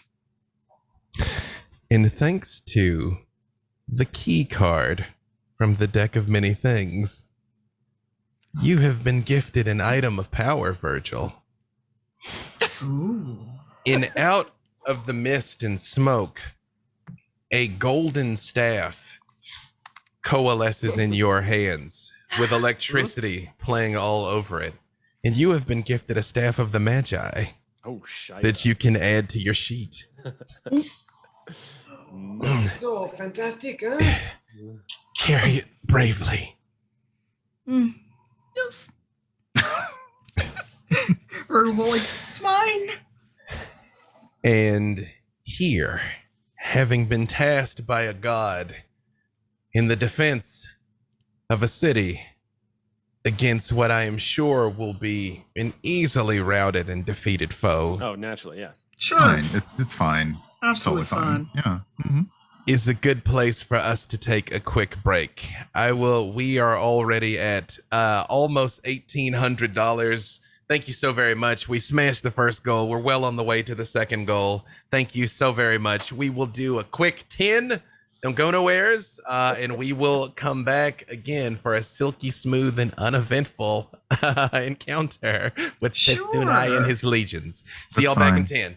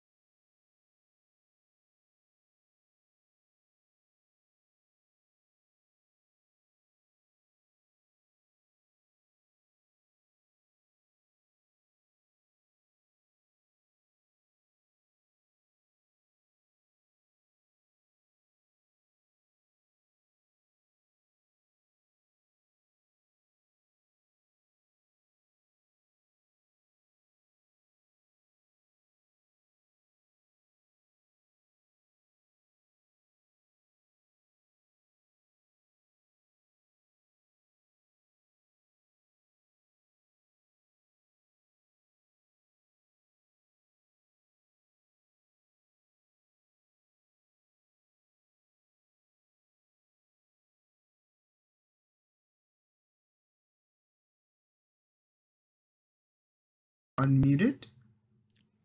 And back to the game screen. Hello, and welcome back to our level 20 fundraiser for WorldBuilders here. This is On the Far Reaches. Thank you again so much for your generosity. We're already at $1,800 or almost $1,900, which is fantastic. Wow. We're about to get to it here properly. Remember, for those of you that donate over $500 or above, you can send another monster into this conflict of your choice to either help or hinder our fair adventurers here. But I do want to say also, I know we throw around a lot of big numbers and stuff like that, $500, but I mean, there's been plenty of times in my life I did not have an extra $5 to give. I get it, but literally every single bit counts. Every single dollar counts. It all adds up, and we're really making a meaningful difference in people's lives. So again, thank you so very much. WorldBuilders, in support of Heifer International. If you didn't hear at the top of the show, they do things like set up honeybees colonies for communities where not only can they feed themselves with the honey, they can sell the honey. Now they not only have something to live on, they have a business. That's what Heifer does, to try and set up communities to be able to thrive. That's what your money's going towards. Thank you so very much. I believe WorldBuilders is handling the Die Hard Dice giveaways in chat, giving away a bunch of sets of Die Hard Dice. As you might know, wait, hang on. Oh no, I ruined my my own seamless reveal. Oh, because my phone's sitting on it. Aha! Yeah. Inside of here, prototypes for our custom Black Dice Society dice that aren't even released yet. That's what's inside the case there. So there you go. Nice. So yes, giveaways in chat. Thank you for your donations. And now let us get back to it. Before we go too terribly far, we already have not one, but two wild magic rolls for one of our wonderful people here. So Tails, if you would, give me 2 percentile rolls, and we will see whether or not they resolve now or resolve later. Look, in my defense, I've been working on some very big magic today, and so if it maybe goes a little bit kablooey, like, can't that be expected? It's the nature of experimentation, Tails. Discovery requires experimentation. So It's an arcane thing. That is a what on? Yeah. what? Yeah, it's an arcane thing. You're right. They wouldn't get it. We get it. That's a 39 on one of them and a 28 on the other. 28. I close my eyes. I just hear Tails as like a 20th level wizard tracer from Overwatch. You know what? I get that feeling, deja vu. Believe it or not, since both of those will actually be pretty helpful in combat, I'm going to turn those over to you, Tails. There's the chart again, that you can call those in whenever you want, because those are both very positive fighty things. And I don't want to waste those because you're about to be doing some positive fighty stuff. I will positively be fighting. Thank you. So keep track of that. So Yeah. over the course of the day, you all do have some time to prepare. You have roughly 50 soldiers under your command. You have roughly 250 able-bodied civilians who can do things. If you want to put up barricades, move something, tear something down, or things of that nature, you have a workforce. And then you have about 250 other people that really are just going to hide in their homes or just try and keep their head down and avoid whatever it is that this is about to happen. So I'm gonna let each of you just tell me real quick over the course of the day, what would you have done? What would you have done? What would you have asked them to do? And we will start at the bottom and go back around at the bottom on my screen. We will start with you, Namby Pamby. What would I have been doing all day? What would she have done knowing you got this fight at midnight? What would you have asked for the people to do, if anything? Well, the people who were really scared, she would have gone around and just asked them to stay in their homes, and then she would have tucked them all into bed with something that would help them sleep, maybe a warm blanket or a cup of warm milk.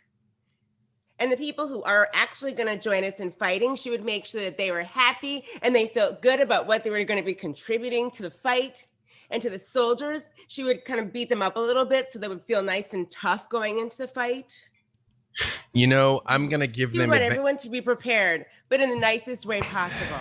I'm gonna give them advantage on fear checks there, thanks to the motivation that you're. Oh, we lost Zorvius's camera there. Oh, Uh-oh. Oh no. Oh no.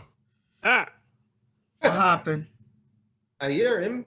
sorry, I'm- I was banished just now. I drew from the. Yeah. Sorry. No I problem. told you We'll- I would Nambi would remember like to look that. at Felice. Just kidding. we'll fix the overlay when you come back here, but we can hear you, we just can't see you.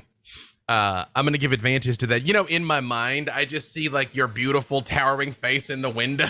Just like Nighty night. yeah, die well. No. Sweet dreams. that's compassionate. That's compassionately terrifying. I love it. Poutine. Yeah, first of all, I'm gonna, polish all my gems. It's gonna be. I want to look nice on the battlefield because they're gonna be singing songs about me. I'm gonna be singing songs about me, and then I'm gonna have a little.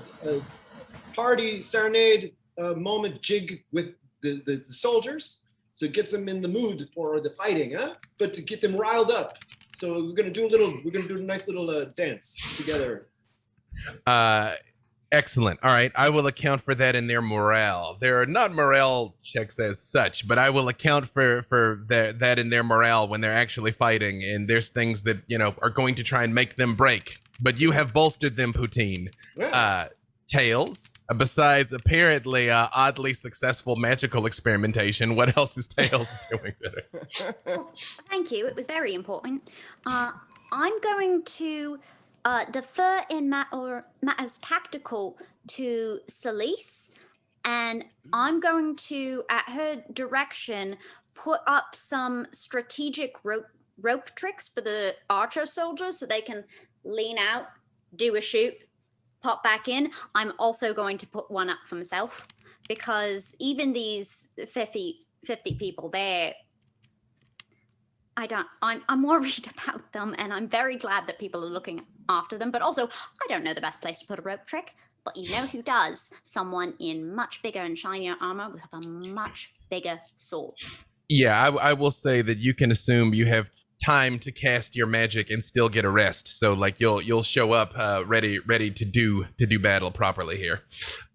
Excellent. That is a very great idea, especially like road trips, like nowhere near things that they could just be like fantastic. And it becomes completely clear to you that it is true. These are 50 well-trained soldiers, but it is the minimum to hold a place like this. Like if they're very much designed to hold the place long enough for support from the Empire. The problem is now that support's not happening. So they're courageous and mean well, but just outnumbered.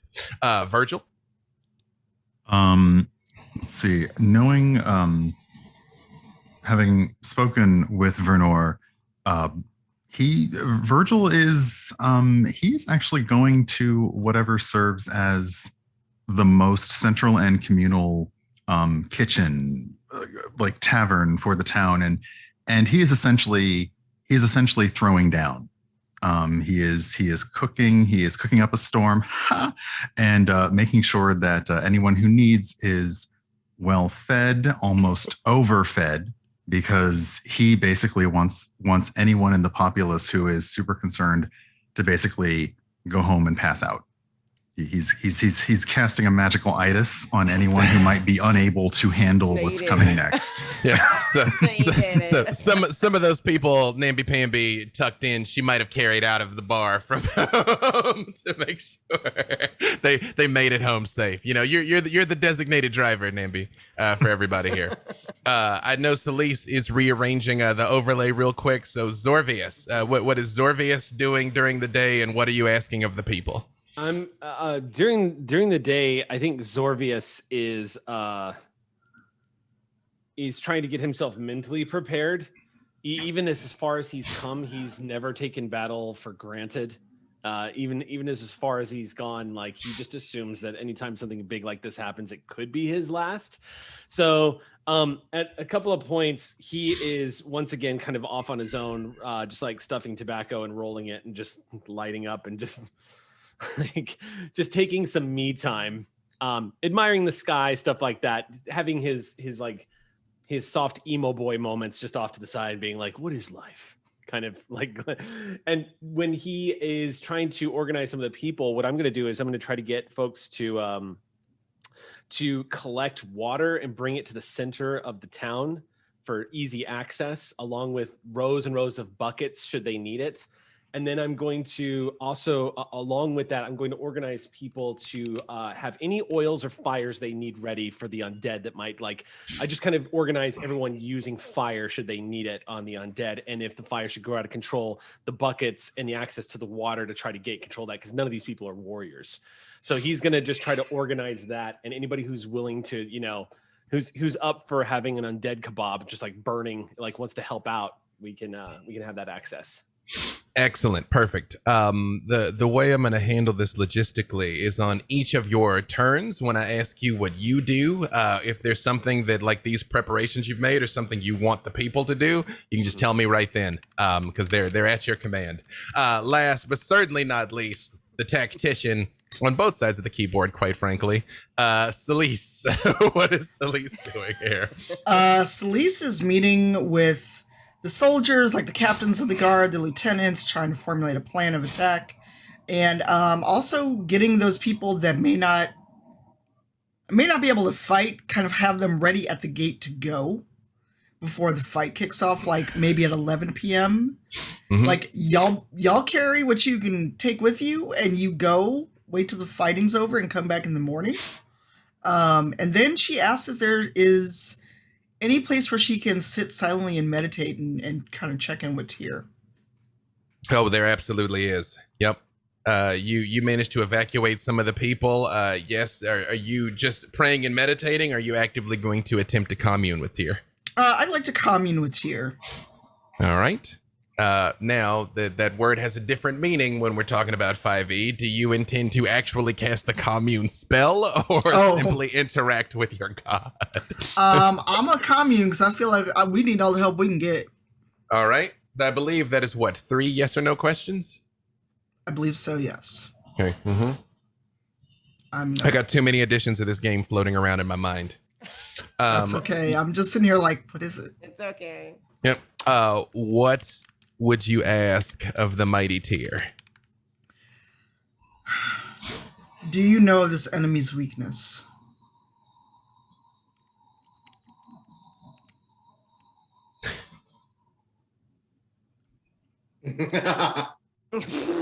Yes. You broke the game. I was about to say he's just gonna be like, yes. No.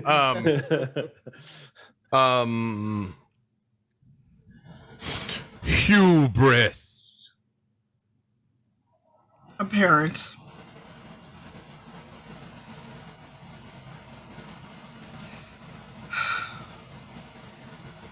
Will you watch over us?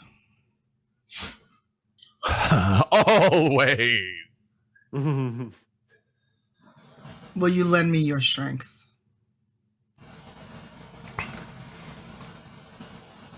I already have. And when he says that, you get the slightest glimpse of these 4 strangers.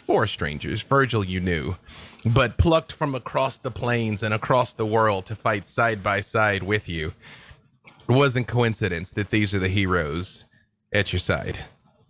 I understand.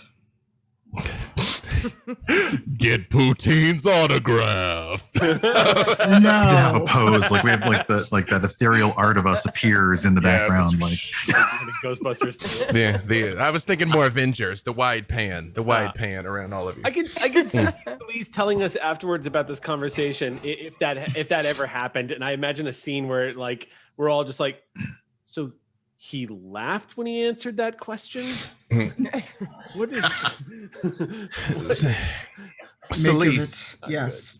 There's one last thing Tyr imparts upon you. Oh. I have blessed you with both sword and shield, Celise. Do not simply react, or you will be swept away. Oh, believe me, I know. When we had to part ways for a while, I didn't forget. My eye has never been gone from you, Celise, no matter how far you have traveled or how great the distance between us. Believe me, I know. And even though she's sitting there, she's silent. She like bows and doesn't cross herself. That's not the right thing. You're like, But she. I don't know. Tyr's whole thing Tyr, is it's he's like it's missing a a- hand. So I feel like it is like the fist, but for a completely different reason. Right, like there's a spectral fist, like she gives him dap. Some Norse. That's some Norse power going on right there. Okay. Exactly. Yeah. And she feels that energy in her. She feels even better about the fight. And as she stands, she casts Avenging Angel, and wings pop out. So for the next day, she can fly, and she has the power of an angel. As you all are preparing, and we will say that, you know, at 11:58 before the stroke of midnight, you all have an opportunity to do what you're going to do to prepare yourself. You all hear thundering through the air. Midnight is upon us. Last chance to surrender. Et vas-tu faire un poulet, hein?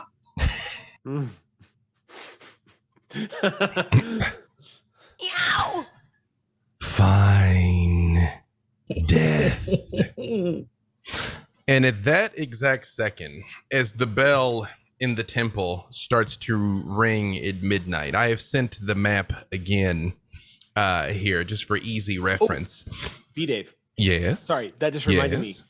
If you guys are cool with this, I'm just gonna have my eyes on the on the docks, because the walls are great and everything, but we're fighting things that don't necessarily require breathing and could probably walk out of the water. Oh, That is wonderful of you to Oh, I say, didn't think of because that. at the stroke of midnight, undead come pouring out of the water Yeah. up onto the shore by Okay, the so I docks. start ringing that bell.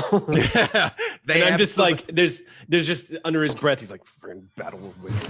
That was why they needed the time, because he literally marched his army through the water I know. because they That's don't just need to not breathe. fair. Roll initiative. Ah. All right. Yay. Yep. Here we go. Again, You have everyone. advantage. You do. You can. You all can Oh. donate. Pay attention. You've got advantage. You guys got some natural 20s you can cash in. Yeah.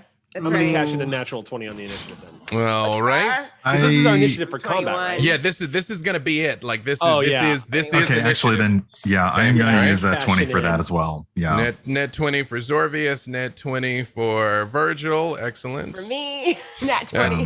Net 20 for Namby-Pamby. You guys are ready. You're fast. It So makes I have sense. one of them in here. Okay. 21. Okay. I got a 20, regular, like a dirty 20. Dirty 20. Yeah. Okay. I'm gonna Okay. do 20. Wait, yours is a dirty 20, Namby? Or a natural I 20? actually rolled a 20, and then I rolled 20 and I got 21 because No, if you got 20 on the die, that's natural. Okay, cool. Perfect. Okay. Just trying to make the tails. 18. I roll Perfect. like normal, like a scrub. Just for the sake of ease, Zorvius, what is your dexterity? I assume you're gonna have the highest, but who knows? You want my modified final initiative check, or? Yeah, just for, I mean, you're going to, since 3 of you have natural 20s, I'm between the 3 of you who's first is what I'm figuring out. Okay, Yeah. I have waited. I have never in my life said this in a Dungeons and Dragons game since I've started playing, but my initiative is 40. Oh, I'm sorry, what? Because I have a Excuse plus me? I have a +5 to my dex, and I took the alert feat, Oh, so I have Yep. advantage on top of that. But I also you know, have, yeah. So, and I took a nat 20, so I have a +10, and I go on a 40. Yep. Perfect. So I'm pretty sure that makes you first. Virgil, what was your total? oh goodness. What am I counting for this? Just Plus, if whatever you've got plus initiative up kind of towards the upper right, if you're looking at D&D Beyond, whatever that 20. number is. 22. Perfect. And Namby, what's yours? 21. Perfect. All right. So technically, Nambi can go first. It's fine. well, Wait, I have technically, 21 as well. well, but natural 20 goes first. So they all that's because it's that flex. natural 20. Technically, the three of you are acting simultaneously, but since we are constrained by linear time, which normally I reject as a lie, we still have to do what we do. So, as you are on the docks, you start ringing the bells in what looks like skeletons come out of the water. Oh, good. I'm Zorbius. so glad I used piercing weapons. Bloody hell. It's almost like your adversary thought of this. But it's odd, Zorbius. They're not just skeletons. It's almost just like a mass, like a wave. Like this just clattering mass of bones comes out that is all arms and legs and heads and just comes sweeping out of the water. What would you like to do? Probably don't have time to roll another booby. So instead, well, I don't know. I did it in 40 initiative, so I could probably smoke one down before fight breaks out. But I think aside from ringing the bell, does it look like one single mass, or is it this? Are you describing just the pure chaos of thousands of undead pouring out of the river? Both, actually, but it is like a wave, like a wall of bones rolling out of the water. All right. So the first skeletal swarm, you might call it. There's really, I'm such a specialized, like, assassin style character. This is not my kind of fight. My first thing. What kind of monster would immediately challenge you with a thing you're not prepared for? I think the first thing I'm going to do is I'm going to try to see if I can spot. It's kind of an old trick, but I want to see if there's anything on the battlefield that I can see or any kind of reference with my dark vision. I mean, I know it's more than 60 feet, but I want to see if there is a commander, a spellcaster, a something that is. I'm immediately when I see that mass, the first thing I do is look for an Achilles heel. I can't fight that. Give me a perception check. Okay. And Virgil's on deck, and then Nambi after that. By the way. Oh, actually, here, let me just drop in chat for you guys, so you all have initiative. Well, I have expertise in perception, so I rolled low. With a plus 13, I roll an 8. Total is 18. You don't see anyone in particular, but you are aware of the fact that undead are coming out of the water on the other side of the river as well. Okay. The target is clearly here, but they're not just pouring up over here. Some are going over there, where there should be. The mills are over there, but there shouldn't be any real tactical advantage to going over there. Quick question. How far is the other side of the river?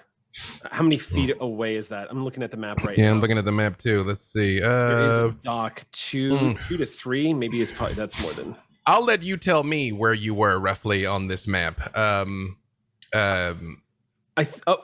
as much as I would love to say I was at 2, the truth is I'm probably at the 4 point because that's kind of the heart of where the dock is. We'll call it 200 feet across. We'll keep it simple. Okay. Yep. Okay. Oh, bloody hell. Can I retroactively do something I completely forgot to do before? Absolutely. Okay, so before we started doing this, I'm going to have used Psychic Whispers as a soul knife so I can telepathically link to all of y'all. Perfect, because I was waiting for a dramatically appropriate moment to be like, how are y'all talking to each other? Yeah, you didn't say. So, yes. yes. So I'm going to have and it's good for up to a mile. So I'm on top of ringing the bell. I've already alerted everybody. I'm like, yeah, they're coming out of the water. Like, kind of annoyed. Zorvia. So no, go ahead, please. Continue. All I can think of doing is I need to get to the other side of the water. So this is probably going to commit me pretty brutally. But I think what I'm going to do is I need to get. Oh, maybe Tails. I'm going to ask Tails if it's possible to teleport me to the other side or get me to the other dimensional door or anything to get me to the other side of that water, that body of water. So Tails has absolutely been spending this day making preparations of that very wizardly kind of some illusion here, some rope tricks there, waiting for some very independent person to maybe ask for a bit of help instead of just casting his eyes over there and sighing. But then when he finally does, oh, really? Would you like me to? Of course, absolutely. Yes, that would be nice. Thank you.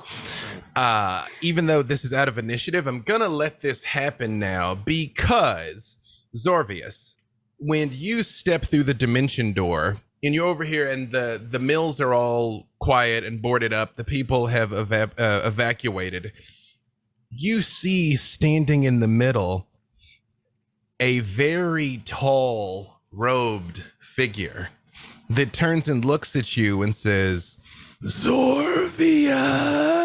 Zorvius. Because your card from the deck of many was the skull, Oh. and you must face death. You again. For the final time. Nice knowing you. It picks up its scythe and stares at you menacingly. Meanwhile, Virgil. As Lisa's like, good luck. I'm gonna Meanwhile- pull out that thing that I wrote. Meanwhile, You at the like Hall of look. Justice. There's an alternative. Crap. You could try smoking out death. No one's ever tried it. It's true. But Let's yeah. play our first game. Yeah. Yes, Virgil, as of now, all you're aware of, he said they're coming out of the water. You tell me roughly where in the city is Virgil? Let's see. Based on this, Yes, probably- Chad, I realize I have not shared the map with you. This was just an easy thing for them to be like, I'm here, I'm there, I'm here, I'm there. So, yeah. Yeah, he probably would have been at the Grove. Okay. So we're number 5, and I'm based on Zorvius's alert. He's now looking towards the water, which Yep. he should have. He's now kicking himself for not thinking of. Great. But Virgil is going to because Vernor trusted him with the staff of the Magi. He is he wants to cast Ice Storm because they're just out of the water. Mm-hmm. They're undead, so I'm guessing frozen rocks from the sky might help. Perfect. So yeah, he's going to cast Ice Storm. Are you using the staff to do this? I am indeed using the staff. As you slam the staff on the ground, the wind around you whips up and crackles with electricity, and sheets of ice come flying out, buffeting these things back towards the water. And you see it's the noise they make is almost deafening. All of you, all over the city, can hear this supernaturally loud clanking over everything, and the storm smashes into them. You can roll your damage, but it seems like it's holding them at the docks. Nambi, where are you here in the city? I actually think that Nambi would have followed Poutine because I think there's a part of her that wants to be like his roadie or something one day. Who doesn't? You know? Yeah, right. I think he could use my help. I've also been told that I can sing very well. Anyway, so she's sort of around, I think, where he is, maybe. Well, let me ask roughly, where do you think Poutine is in the city? Knowing this was I all would about to think, go like- down. No, I'm asking Poutine roughly. You know, where is there like, I can't tell, is there like a town square? Is there like a gathering place kind of? Kind of like if you look just sort of to the right of 7, there's kind of like an opening that looks like almost like an amphitheater-ish thing. Yeah, of course. Yeah. Well, that's where I'm going to be entertaining the troops, huh? Yeah, perfect. That could be the staging point. We'll say that's also the triage area where get them and wounded people from the front there. Yeah. Cannot Okay. resist. Mhm. All right. So all of a sudden we start hearing bells ringing. Oh, Bells ringing, you hear the clattering of these skeletons, you hear Zorvius say in your head they're coming out of the water and then immediately go very silent afterwards. Nambi looks at Poutine and I said, I think it's our time. oh, She- break a leg, huh? But not literally. Break their legs. Wait. Yes. So she grabs Poutine and like takes off for where she hears all the noise coming from. Like, and you just see this big, huge woman running through the streets, like boom. With the carrying the tabaxi. I hope there's fan art of this. Yes. Please give us fan art of that. Carrying Poutine. Give me a perception check, Nambi, and you can as well, Poutine. Again, I realize we're out of initiative, but we'll still see how this goes. Okay. 12. 12? 18, huh? Yeah, but with that high passive, Poutine, you're sort of like scanning along the walls as Nambi's running with you towards the docks, and you realize one of the sections of the wall is unmanned. There were soldiers there. They're not there now. Hey, I don't know, something I think happened over there. Should check it Where out. did they go? I don't know. Probably not very good. They're supposed to be there. Nambi stops, dead, and she has zero stealth, obviously. So she starts tiptoeing toward that area anyway, holding Poutine in her hand. You, Fred Flintstone, tippy toe walk over, Yeah, like, towards this. holding Poutine in her hand like this. And you see one of the soldiers comes around the corner, stumbling, and holds their head and looks at you and just opens their mouth and says, "Ah!" And they, in front of you, age rapidly, and fall and hit the ground and lay there for a second and start getting up again. Dang it. And you see behind them, coming through the wall, not over the wall, through the wall, spectral soldiers that look like they're just made out of blue ectoplasm. I don't like their style. How many of these? It's difficult to tell, but what would you like to do? Hello. She's grossed out, so it's gonna make her rage. Immediately. Mm-hmm. She's like, Valid ew. Just like that. What So is I it feel like hot mic. Sorry. Yeah. She does. So she basically she'll rage and she goes in, she's really like freaked out. So she goes into a frenzy. Mm-hmm. So, and remember, this is a level 20 bar sorcerer. So there's going to be a few attacks here.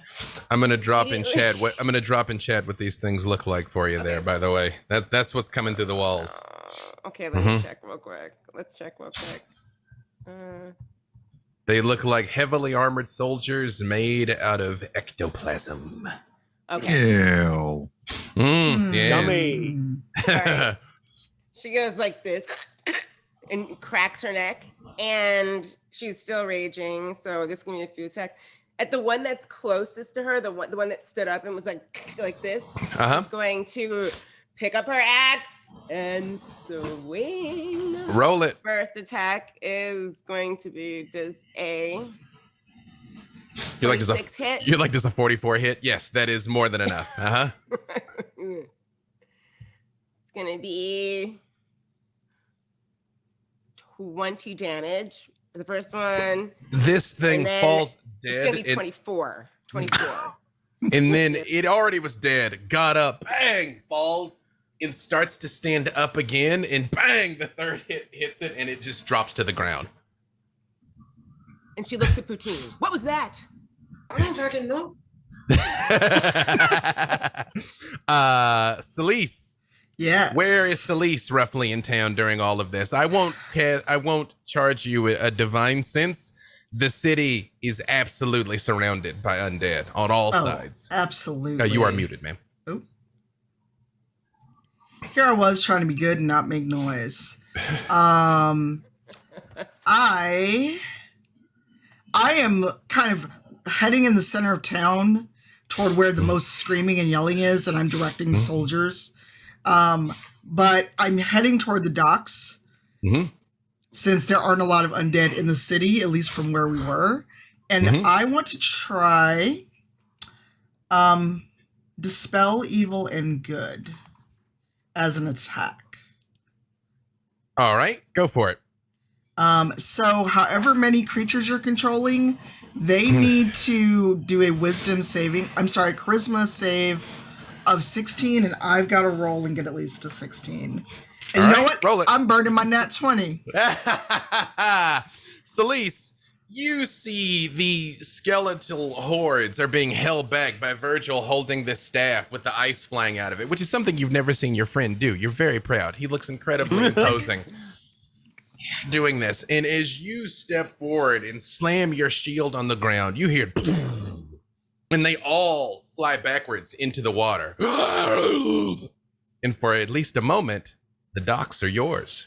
Ready for our side.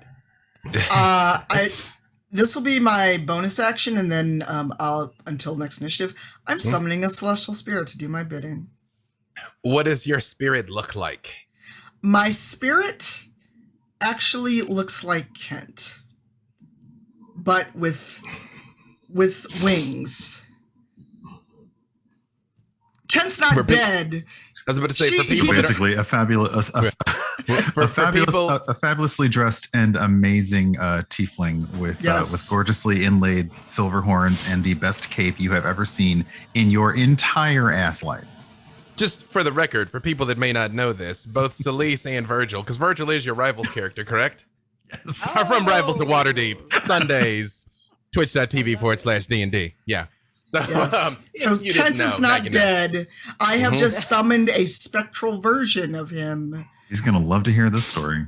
Oh, I can. If Eugenio's in chat, I know my phone's gonna start vibrating. It's true. Like you did. You know what? You know what? It's a lot of years. I mean, time is a gateway and death is a door. You know, maybe Kent is.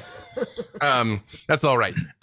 Excellent. Poutine, you also see these spectral enemies coming through the walls. What would you like to do? So it's like I know you said there's like a lot of them. Is it like what kind of area are we talking about that they're coming through? They are just. It's almost like they are in a line, like if they'd had a formation and were marching forward, but are just coming through the wall. All right. So I got you a couple choices. can see at least 9 Yeah. right in front of you. Yeah. Okay. All right. I'm going to throw a little fireball, and I'm going to throw it at 7th level. I'm going to try to catch as many of them as they can go. I'm going to be like, I'm going to take my fiddle out, and I'm going to be like, devil came down to Georgia. Nice. Indeed. Fire, it explodes in their general direction. You know, there is a long and proud history of the fiddling being used to destroy devils and evil things. So there you go. Have at it. Yeah. I suggest rolling that with D&D Beyond just for the ease of the dice. But They got to make a dexterity saving throw of 19. Perfect. All right. But, just in case. Oh, my goodness. So many dice. Okay. Oh, some terrible ones, some good ones. 37? Yes. Boom! The flames good. leap up the side of the wall, but it is enough. It seems like it has eradicated them completely. It's almost like maybe they had some sort of vulnerability to such things. And the wall is black and singed and shakes, but holds. And on the other side of the wall, you hear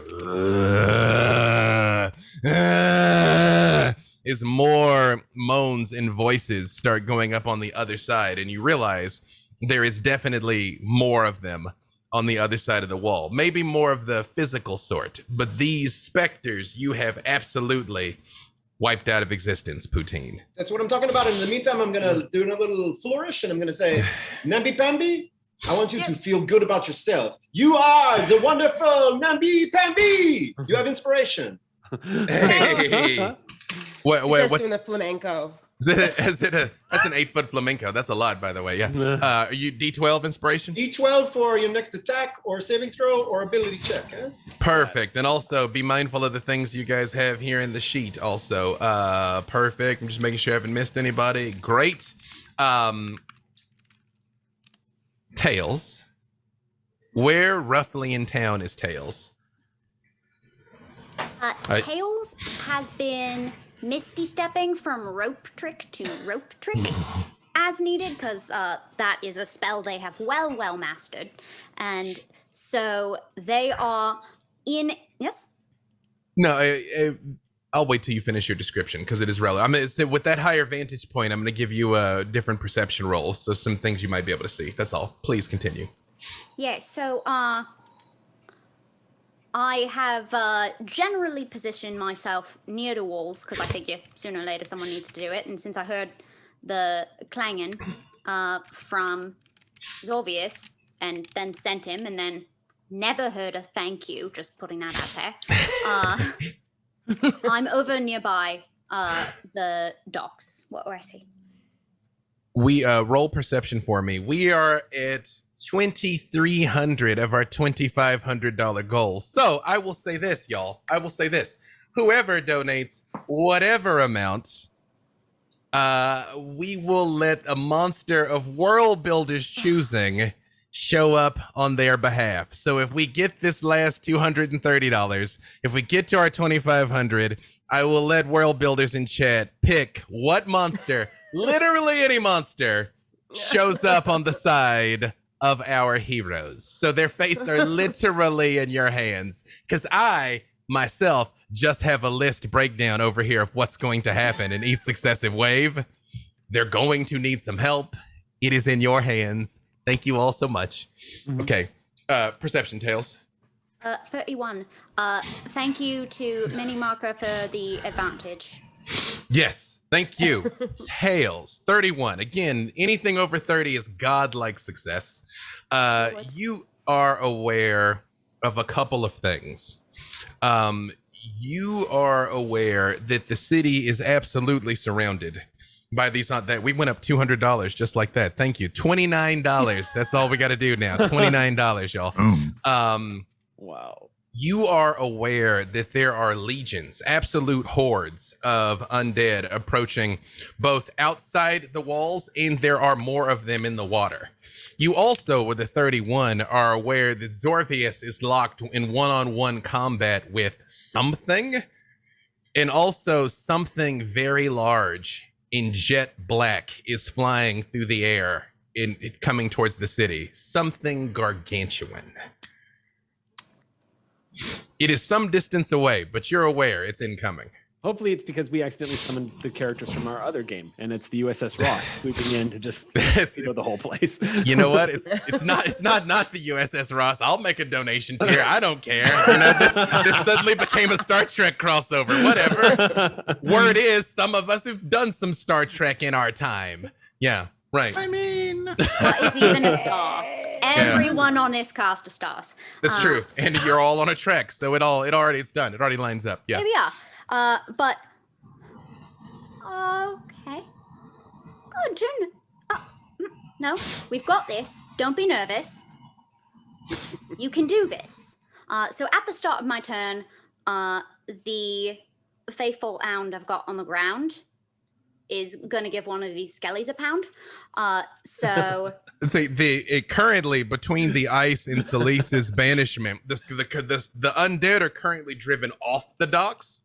You're aware more are in the water and more outside the walls, but at this exact moment, none of them are inside the city. More are coming, of course, but at this exact second, not quite yet. well, then I'll tell the hound to stand down. You're on a roll. Speaking of honestly, just go. Just keep on going. Just keep on going. Hashtag bars. Yeah. Okay.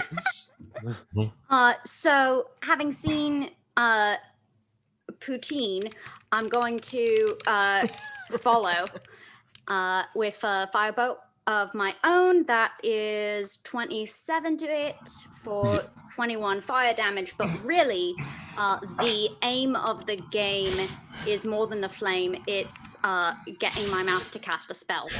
So out of my rope trick, in a little mage hand, I'm upside down. So my hat's going like this. I'm holding the best book open for Eds, who I've said over and over, and none of them believes me, is the brains of the operation. And you can hear some squeakums.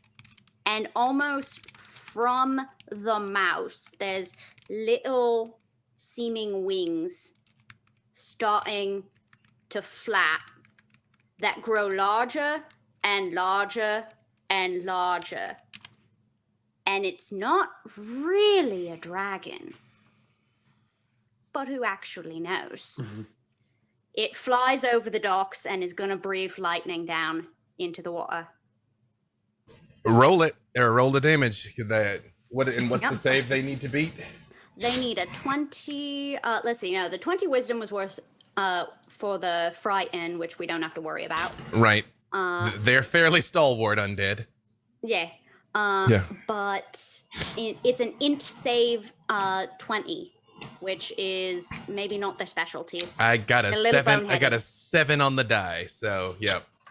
Then they'll take some sweet 19 lightning as well. You all hear is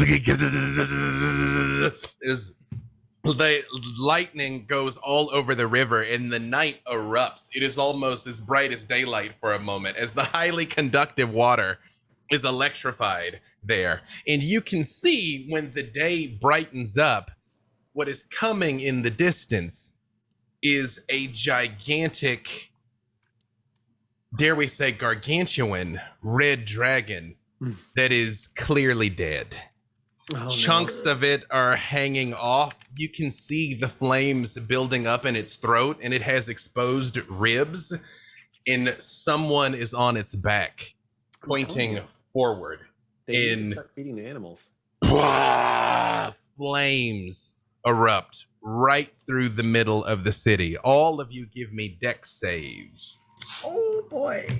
My We worst have stat. we have more than hit our $2,500 goal. We put another one just so the Tiltify will keep working. We're at 2,800. Thank you so much. World Builders, you decide who is going to come and help them here. I have advantage. Oh. Yep. I think you do anyway, just because you're raging. I mean, you don't even need to cash it in. You have advantage for being a barbarian. You have danger sense. All right. 21. I fail. All right, hold on one second I here. used my wait. How many advantages do I have? Oh, you got a bunch of them. Smoke them if you got them. Yeah. All right, I'm using another. If a mod can mark line 9 as used. Oh, that's so much do I need better. to do it from in the rope trick? Yes, because technically you're still reachable.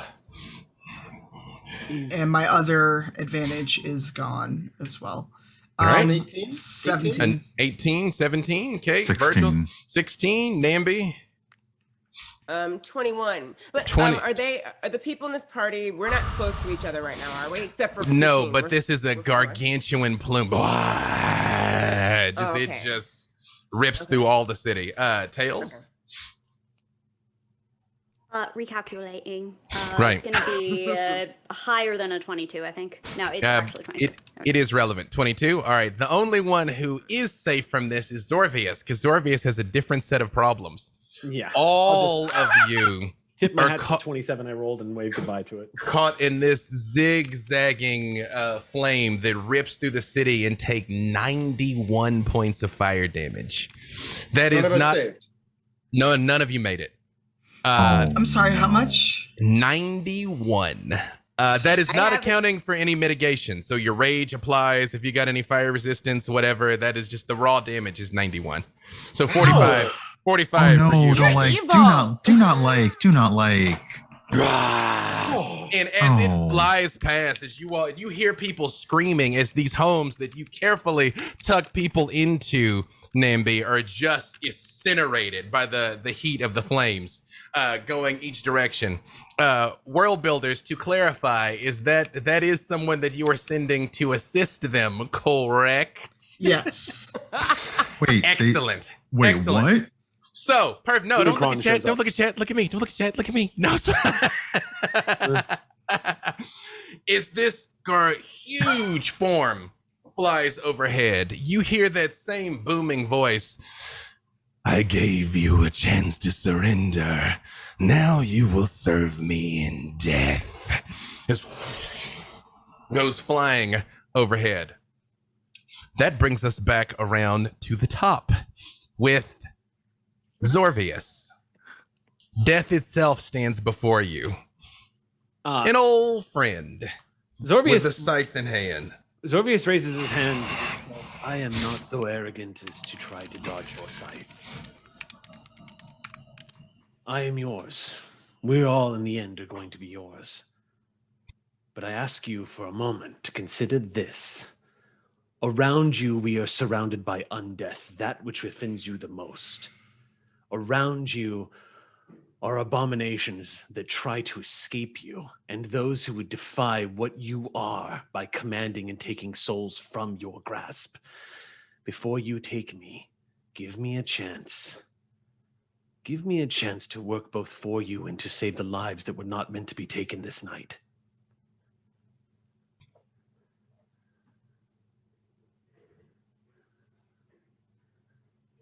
Death is not unintelligent, and you've made a compelling argument.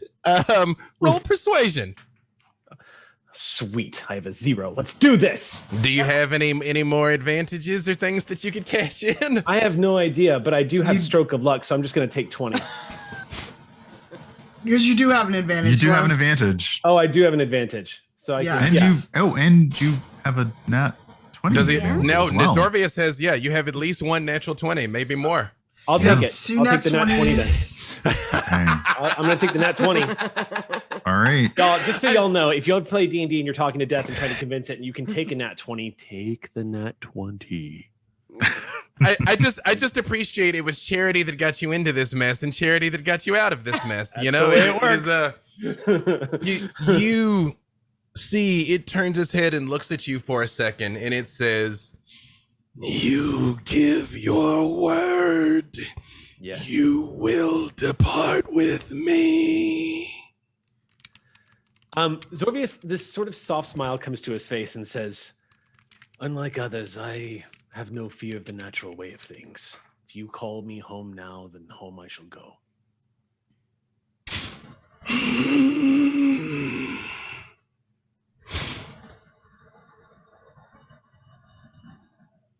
I accept. In Zorvius, you hear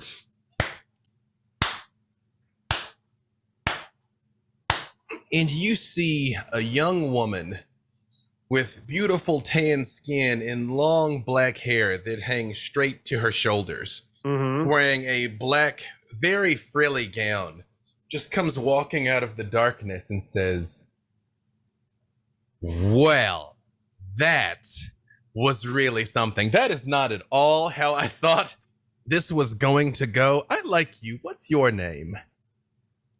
It's still Zorvius. Zorvia. What manner of name is Zorvius? I find it difficult. It doesn't roll off my tongue very well. This one is, I'm not quite used to it. You can call me Zor, I suppose. It's Gith. Oh, the See? gift. Wonderful people. Really? That breaks in for a second. Have you known Gith? Oh, I've known all sentience of all manners, of all places. Tell me, Zorvius, I have seen the chaos wrought by whatever that horrifying thing was that just flew overhead. Yes. Would you by chance need some help? Would you like to perhaps bring that down? Yes, if you could, perhaps, if you are capable of doing so, if you're offering, sounds like you're starting to make an offer here. There are rules of how these things go. Right, well, I just made one deal, so. You are asking for me to intervene. Yes? You asked me if I would like your help. No. Do not obfuscate the issue. You are asking me to intervene. Yes? I'm asking you if you would like to intervene. Oh, I'd love to. And in front of you, she begins to change. Huge wings unfold from her back, and a long tail with a wicked stinger and 5 heads emerge as the goddess Tiamat looms over you, because that is who the WorldBuilders have sent in your assistance. Okay. Zorvius, I mean, being confronted by the awesome side of Tiamat, even as a 20th level character, my knees go weak and I collapse down to the ground and stare up at her. The redhead comes down as the other 4 sort of fan out like they're looking at you, and she says, "That's an appropriate response. Would you like to take a little ride with me?" I look at Death and just give him a nod, like, see you after. And he just sort of taps the scythe on the ground. I'll as she climb up brings- on Tiamat and she go for brings- the best final freaking ride of my life. She brings the red head down, and all of you see the unforgettable 5-headed silhouette take off over the city that is now in flames in pursuit of this other flying creature. Virgil, actually, yes, Virgil was ahead. Yes. You have now witnessed this taking place before you, and you feel the staff vibrate in your hand. I mean, when a dragon meet a dragon. Okay. Okay, yeah. Seeing that it is 100% on and reeling from the damage of the undead red chonk chonk. Virgil is going to he grips the staff of the Magi and once again slams it into the ground and just kind of concentrates and says, Vernor, your people and we need you. Perfect timing. I'm going to call a little bit of an audible here. I know we had somebody that was going to control Vernor. I'm going to let that person control what I just dropped in chat instead. Tails, are you available to control Vernor? Because we have increasing levels of complexity here. Oh my god. I am, yes. Okay, let me get that link for you again here. I told them all during the break, y'all, that I was like, if one of you would like to control it, that'd be good, because I'm controlling a bunch of stuff right now. So, calling Yes, it I will audible. accept the power of a god. Thank you. When you slam the staff, you see thunder starts to form, and a swirling maelstrom begins to coalesce over the city. And in it, you can make out the vague shape of a gargantuan serpentine form that starts flying through the mists. Tails, I will give you a moment to familiarize yourself with all of that, and then you can tell me what Vernor does when they appear. Nambi, literally all hell's breaking loose because Tiamat's here. But the city is in flames. Both you and Poutine have been grievously injured, but are still standing as literal gods are now gathering in the sky overhead. But there still are hordes that you can hear beginning to scale the walls. Like you can even see heads of zombies and things coming over the top of it now. Like, Poutine, this doesn't look good. No, but I'm gonna make a great song about it. You do you. Don't forget you're inspired. That's right. I do feel inspired. And immediately she casts Reduce and Enlarge on herself, and she gets even bigger. Oh my god. This Damn. is my true form. And she jumps in the air and like comes down like really hard, and it's thunder wave. Is your goal to go over the wall out into the oncoming hordes to do this? Yes, right in the middle. More importantly, are you taking Poutine with you? Always. Come on! Thunder wave, I'm gonna get hurt. No. Okay. You will boom, and it hits, and you see they are blown back. And as far as you can see, this wave goes out, knocking these things down until you see 3 of them standing there are wearing capes and wrap the capes over their faces and look at you and just stand there when the wave hits them and say, and huge fangs come down. Perfect. Tails, are you ready with what Vernor does? You know what? Yes, because if I'm not, I can always do more actions later in the round because, God. That's how that works. So you said that over 30 was a godlike I did. result. Mm-hmm. So it is fitting that as Vernor flies up toward the undead dragon and the rider atop, Vernor does 35 to hit on the first attack and 31 on the second, each for 23 thunder. Are you aiming at the dragon or the rider? Rider. That is enough both to hit him, yes.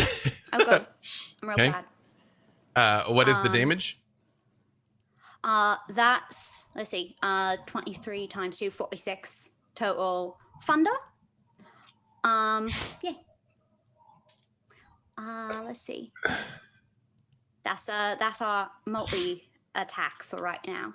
You all see it is just like the sky comes to life. Actually, Zorvius, you see this quite clearly up there. It's like the sky just manifests and bites, and when it bites, it takes huge ragged hunks out of him. But you notice they don't bleed, or they're not made of meat. It's like they're made of ice. And he just turns and sneers at it as it is just like snapping, and you see like shots of electricity come out of his hand, but almost at nothing, as it's just the air collects and vanishes again out of this swirling maelstrom. And Tiamat turns the blue head at you and says, "Well, that's just cheating." Zorvius is beside himself, doesn't really know even how to respond, and just says, yes. As he's just like absorbing all of this. Celise, you are aware that namby-pamby and poutine have gone over the wall.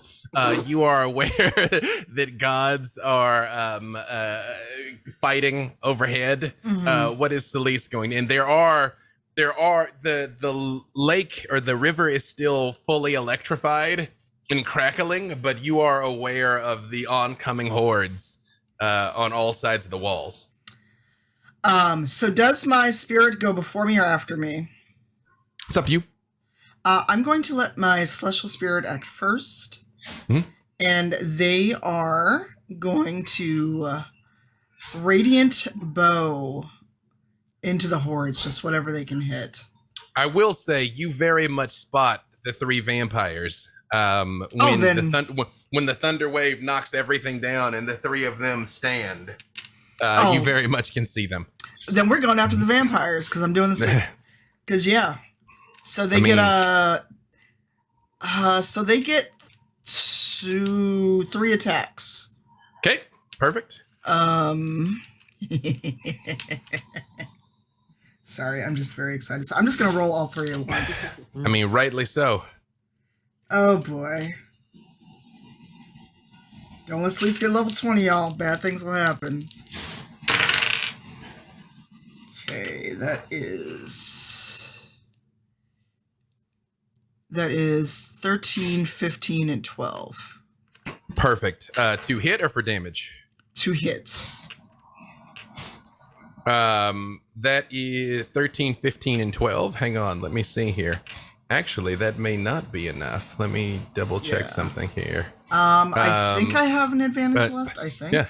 Yeah, that is not enough. As the arrows come flying, you see it literally just like turns and they like almost pirouette in odd ways as the bolts just fly past. I think I am out of advantage, actually. Oh no, chat, help. Chat, help me. You're my only hope. Nope. Well, that was all of the attacks, but that was the spirit. That was not my attack. Yes, that was the spirit, yes.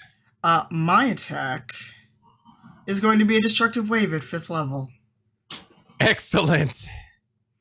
And the duration is instantaneous. And whatever is within 30 feet of me must make a con saving throw of 16, or I do 5d6 damage, or necrotic, my choice. And be knocked prone. I was going to say, I'm sure Celise has been around the block long enough to know that necrotic's probably not the move against undead. No. Yeah, this isn't her first rodeo. No. You describe for me what it looks like when Celise does this. Is you see down on the ground namby-pamby and poutine with this what zone of inhibition that is opened up around them from the thunder wave, but these 3 vampires and the rest of the hordes that are still on the other side of them. Tell me what it looks like when Celise does this. It's a very Captain America move where she sheathes her sword, and then because she's got this giant shield, she just slams it down, and from that slam, a destructive wave that's like red and black casts out over the ground. And then as this is happening, you just hear the roar of lightning and thunder, and it starts to hit those vampires, and it's like that meme where it's like, and fuck that fish in particular. You boom, and you see how much damage does this do? Because they did not save. None of them saved. I did do that by the book. It is 5d6 radiant on them. Perfect. So roll it for me. Oh dear. This, not poor vampires. 10, 16, 18. That is 18 radiance. Perfect. You see, they very much hiss and cover their eyes as they're like burning from this, but all around them, the undead are just incinerating and catching on fire as you're doing this. Also, those of you controlling enemies or allies that have legendary actions, you tell me when you want to do it, because again, it's after anyone does something, they can do a thing. So if you so choose, let me know. But yes, you have destroyed a number of them, although the 3 vampires are still on their feet, but they are very unhappy. Oh no. Burn. Whatever will I do? Any legendary actions? For me? No, for our god friend or our other god friend. Yes, Tails. You can just call me a fairy god, Pippa. It's all good. So Venor would like to interdict at this point, and over the water where they're having this big battle, will lightning strike beneath them into the water. That's a Dex save DC 20 for 16 damage into the water undead. Just keep frying them. I want undead fish. Again, they do not make it, and you hear the like zzz, and coming out of the water. Like there's still unliving targets in there that this very much is affecting. And Lady Tiamat, is she doing something? Yeah, she's just gonna the white dragon head is gonna spend 2 actions and blast a cone. Actually, I'll do acid on the Dracolich. Perfect. Is what's the save on that? It is offended the Queen of Dragons. You took one of her children and made it that? No. I feel like she would take it quite personally. Yes, he has taken it personally. The DC save is 27 on a Dex save. That's why don't F with Tiamat, kids. It very much does not make it. So that's 67 of acid damage as a gout of this yellowish, sizzling ichor just floating out of the black dragon's head from its gaping jaw all over the back of this. You see it starts melting and hunks of it start falling, and it stops in mid-flight and turns and like pulls up, like to square up against Tiamat, like it's done running. Haha. Yeah, it's may not be the best move, but it is its move. Okay. Speaking of its move, poutine, chaos on all sides. My fiddle's gonna, when you scrape the bow down the thing, it makes that really weird screechy sound. I'm gonna take this vampires and I'm gonna cast synaptic static at them. They need to make intelligence 19 saving throw. Oh, I love that spell.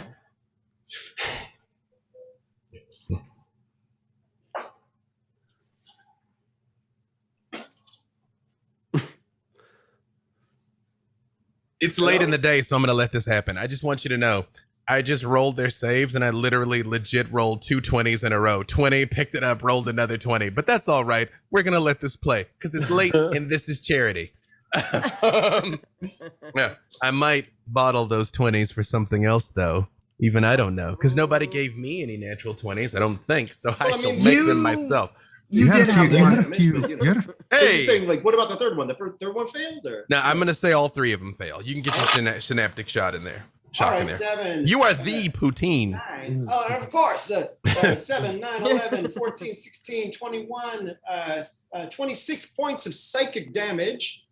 And they have muddled thoughts for 1 minute. They can't quite, know what's going on. And so they have to roll a d6 and subtract it from all attack rolls and ability checks, as well as constitution saving throws to maintain concentration. So I'm like, he's supposed to be an excellent fiddler. Holding on to their heads there, having fallen victim to this. Perfect. And then, Silis, I like what you did. You got inspiration. Thank you. Tails, well, again, any legendary actions? For any that might have them. That lightning strike costs 2 out of 3 for Vernor. So Perfect. They hold for now. Perfect. Same. Perfect. Tails, it is your turn. Yeah. From my vantage inside my rope trick where I'm peeking out of the hole, I saw the rider get iced. Yes? You did. Well, you saw them get attacked, and they're made out of ice. Lovely. So, as on the ground, my hound bites one of the vampires. Give me a perception check, Tails. Yeah, that's. I'm going to use advantage from Chandra. Thank you, Chandra. Perfect. Thank you, Chandra. Yay.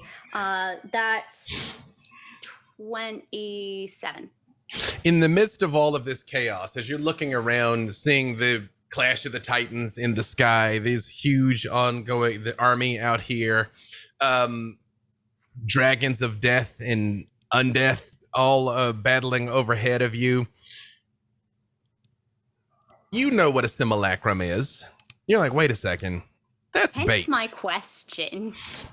Far over at the castle, at the sanctuary of where Vornor is, you see a single black-robed figure walking towards the building. Honestly, that's even better than I hoped. I thought I was going to have to gate this sucker in. Who knows? All right. So, nonetheless, other things do happen, which is to say that my illusory dragon is going to lay in some more lightning before I have to do anything else that might cause a concentration spell to fade. I want to make sure my bonus action gets in. You get so the distinct impression you've probably eliminated everything that was still in the water. Lovely. And the hound does 24 to hit for 16 damage into one of the vampires. And that's almost things we see without the sound and ruckus of battle, because I am focused on this flipping guy. How far? Cast a 120 spell foot far, would you say? Yeah. I would like to use my natural 20 and cast a guiding bolt up the butt. Well, that is definitely enough. And you're still all connected psychically for Tails to give you this heads up. As I would say Poutine, Namby-Pamby, and Celise are outside the wall. But Virgil is inside the wall. And Zorvius, you have a much higher vantage point to see this bolt go streaking from one of these rope tricks out, arcing across the night, and just slam into this figure. With a natural 20, roll your damage. He cannot evade it. Right there. That roll came out to 65 radiant and advantage on the next person who hits. Yeah. And he turns around and looks, and he's glowing, because that's what guiding bolt does. Looks down at his hands in anger and turns and starts running towards the castle.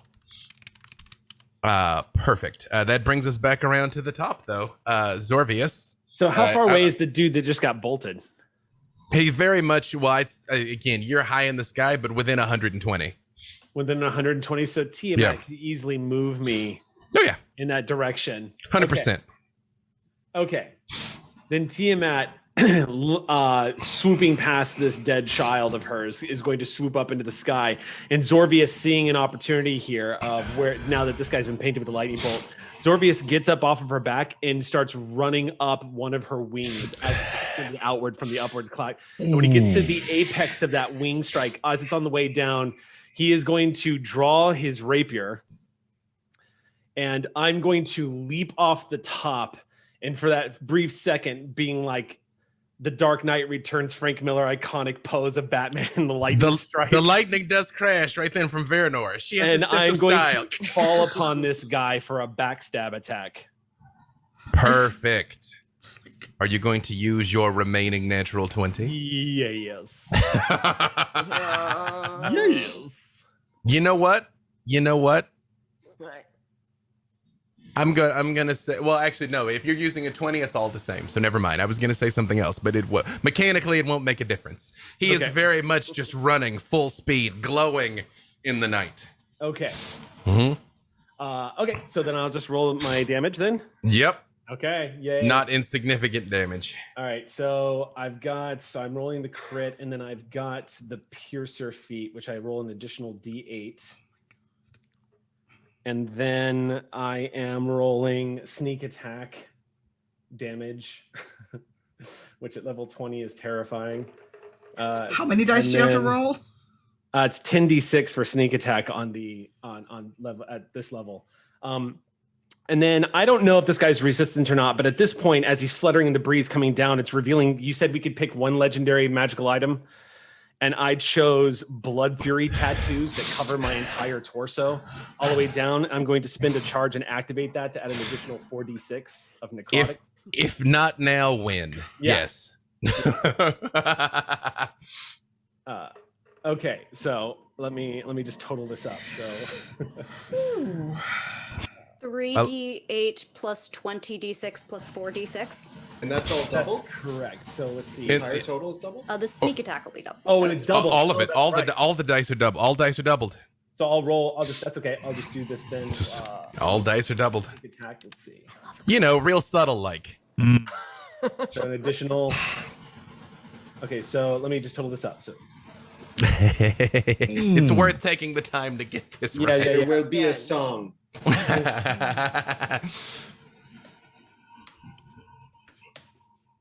The time the soul knife gives fell from the sky.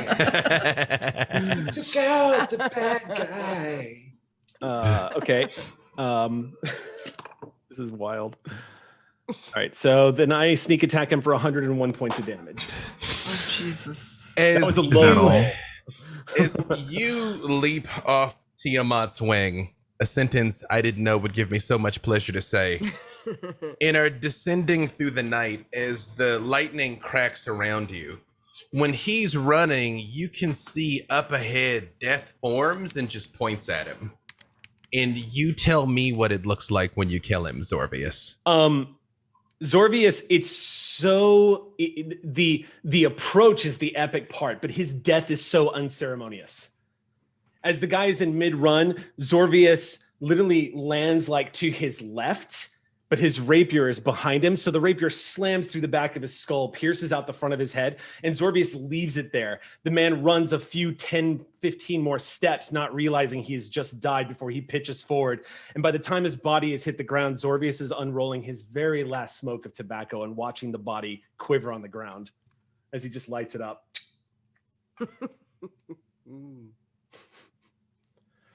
And then he goes, "All right. Now you can take me." The green head of Tiamat looks down at you and says, "Oh, I think I want you to come with me, but just a moment." And all 5 heads turn towards this red Dracolich abomination and go off. Flames, lightning, acid, ice, everything, lightning. As the thunder cracks, as Vernor smashes down into its back as well. And this thing is incinerated in the skies overhead. And it is almost like with the death of their 2 greatest champions, the remaining undead hordes break and scatter in all directions. And the day is saved. That's right. Zorvius, that was amazing! Holy wow. Zorvius? Yeah, good question. Is you all catch up to what happened following after the guiding bolt. You see Death standing there looking at Zorvius.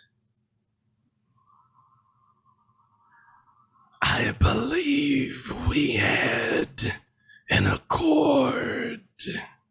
Zorvius nods slowly and says, we did. Unless you need someone to regulate this kind of madness on this plane, I offer that as well. You see, it turns and it looks down at the scythe for a moment and says, "My work is endless, but you have a certain talent. Perhaps you would be willing to serve," and puts the scythe down on the ground, holding it out to you, Zorvius. Zorvius puts his hands to his chest and says, I would be honored. Do you take it? Yeah. You all see when he reaches out and takes the scythe, in front of you, his clothes start to change. And a long black robe starts to form over him. And the hood slowly begins to creep up over his face, which you catch just a glint of the smile before his face vanishes under the hood, standing there in front of you. And you hear, and that same woman hits the ground and says, wait, he was supposed to be my champion. Wait, are you Poutine? Wait, you're a very nice looking lady. How would you like to be a god? I will take you on a tour of the multiverse. Have you ever heard of Sigil? I've heard of it, but I wanted to go for so long. I bet that I could sell a lot of tickets there, huh? She holds her hand out to you and she says, I would like to be your patron. Absolutely. Wait a minute. Hold on. Because with the Comet card, Oh. Poutine has been elevated one level, which all of you know, anything past 20 is godhood, Poutine. I told you. Oh, he's going to be so insufferable. Yes, because now you can pray to him. Oh, no, never. Oh no. Never. I will give you so many boons. Come on. Celise just looks at him, and then she also looks at Zorvius, now become death. Can we trust you? Zorvius says, death is not inherently evil, and neither am I. I didn't ask if you were evil. Well, then why would you think you couldn't trust me? I've killed death once. So dramatic. And when you say that, Death turns and looks at you, Celise, and just kind of rubs his chest and just nods slowly. In Tails, now, watching all of this with a new avatar of Death and perhaps an avatar of something far more colorful, what does Tails do? Tails breaks away from the crowd just a little bit, looks back over their shoulder at Zorvius, achieving his final form. Poutine, becoming who he was always meant to be. Namby-pamby looking after the kids. Celeste being so intensely over it. And Virgil holding the sword, and that makes them think.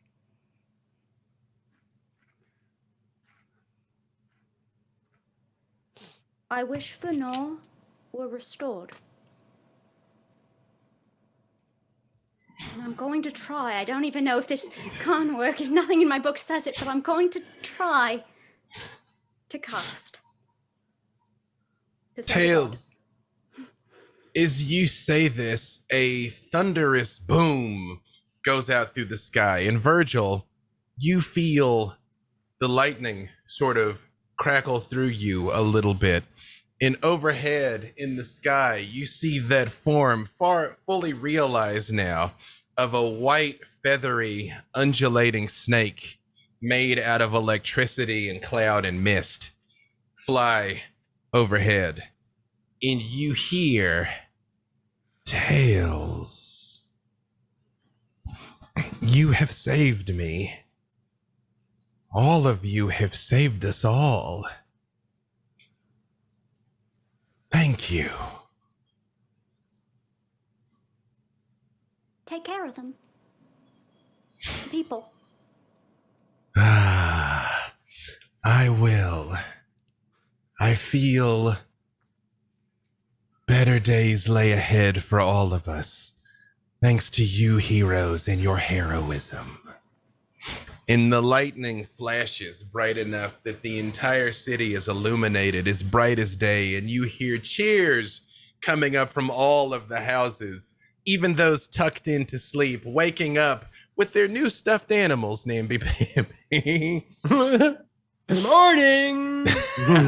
You're like 12 foot now. She's still, she's still like Namby-Pamby is still 17 feet now. And Celeste is like, it's like tall women. As one chapter ends, so another begins. all right. Good place for us to stop. We broke $3,000 Oh my gosh. of our fifth. We more than doubled our goal. Thank you so very much. Again, that is thanks to you all, and your generosity will literally change some people's lives. Thank you so very much for that. Thank you, WorldBuilders, for doing the work you do and allowing us to do what we do and help some people in the progress. I know we ran a little bit of process. I know we ran a little bit over. Thank you all for hanging in there. Thank you for joining me on this, what was the very first stream on my own Twitch channel, which literally would not have been possible without Tanya. Thank you so very much, Tanya. So, since we didn't get the proper intro of who you are and where people could find you at the top, let's do it here at the bottom. So I'm going to go in the order in which you all are on my screen. So I will start at the bottom of the horn here with Zorvius. My name's Eric Campbell. You can find me everywhere on my Twitch channel and everything at 16-bit Eric. And on Monday nights, you can usually find me and Sam Delev and watch Sam Delev captain the USS Ross in our Star Trek Adventures RPG that we've been playing for the past year. Lots of fun.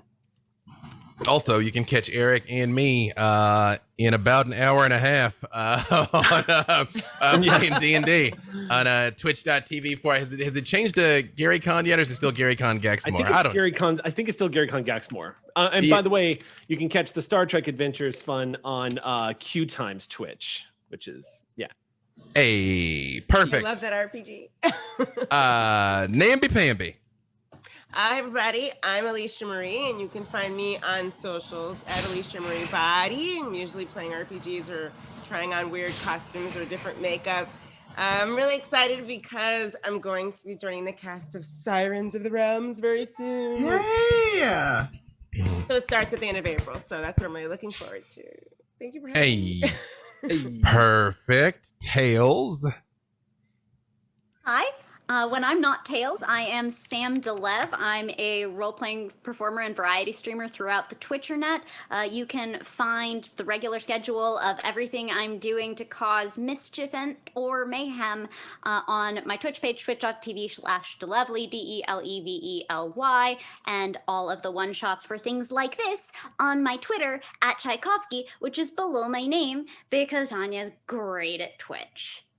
Thank you, everybody. This is super fun. I don't know if I said this on camera, but Tails was Sam's first character in the first stream we ever did that was set in this kingdom. So flashback to the very beginning from when we were baby streamers.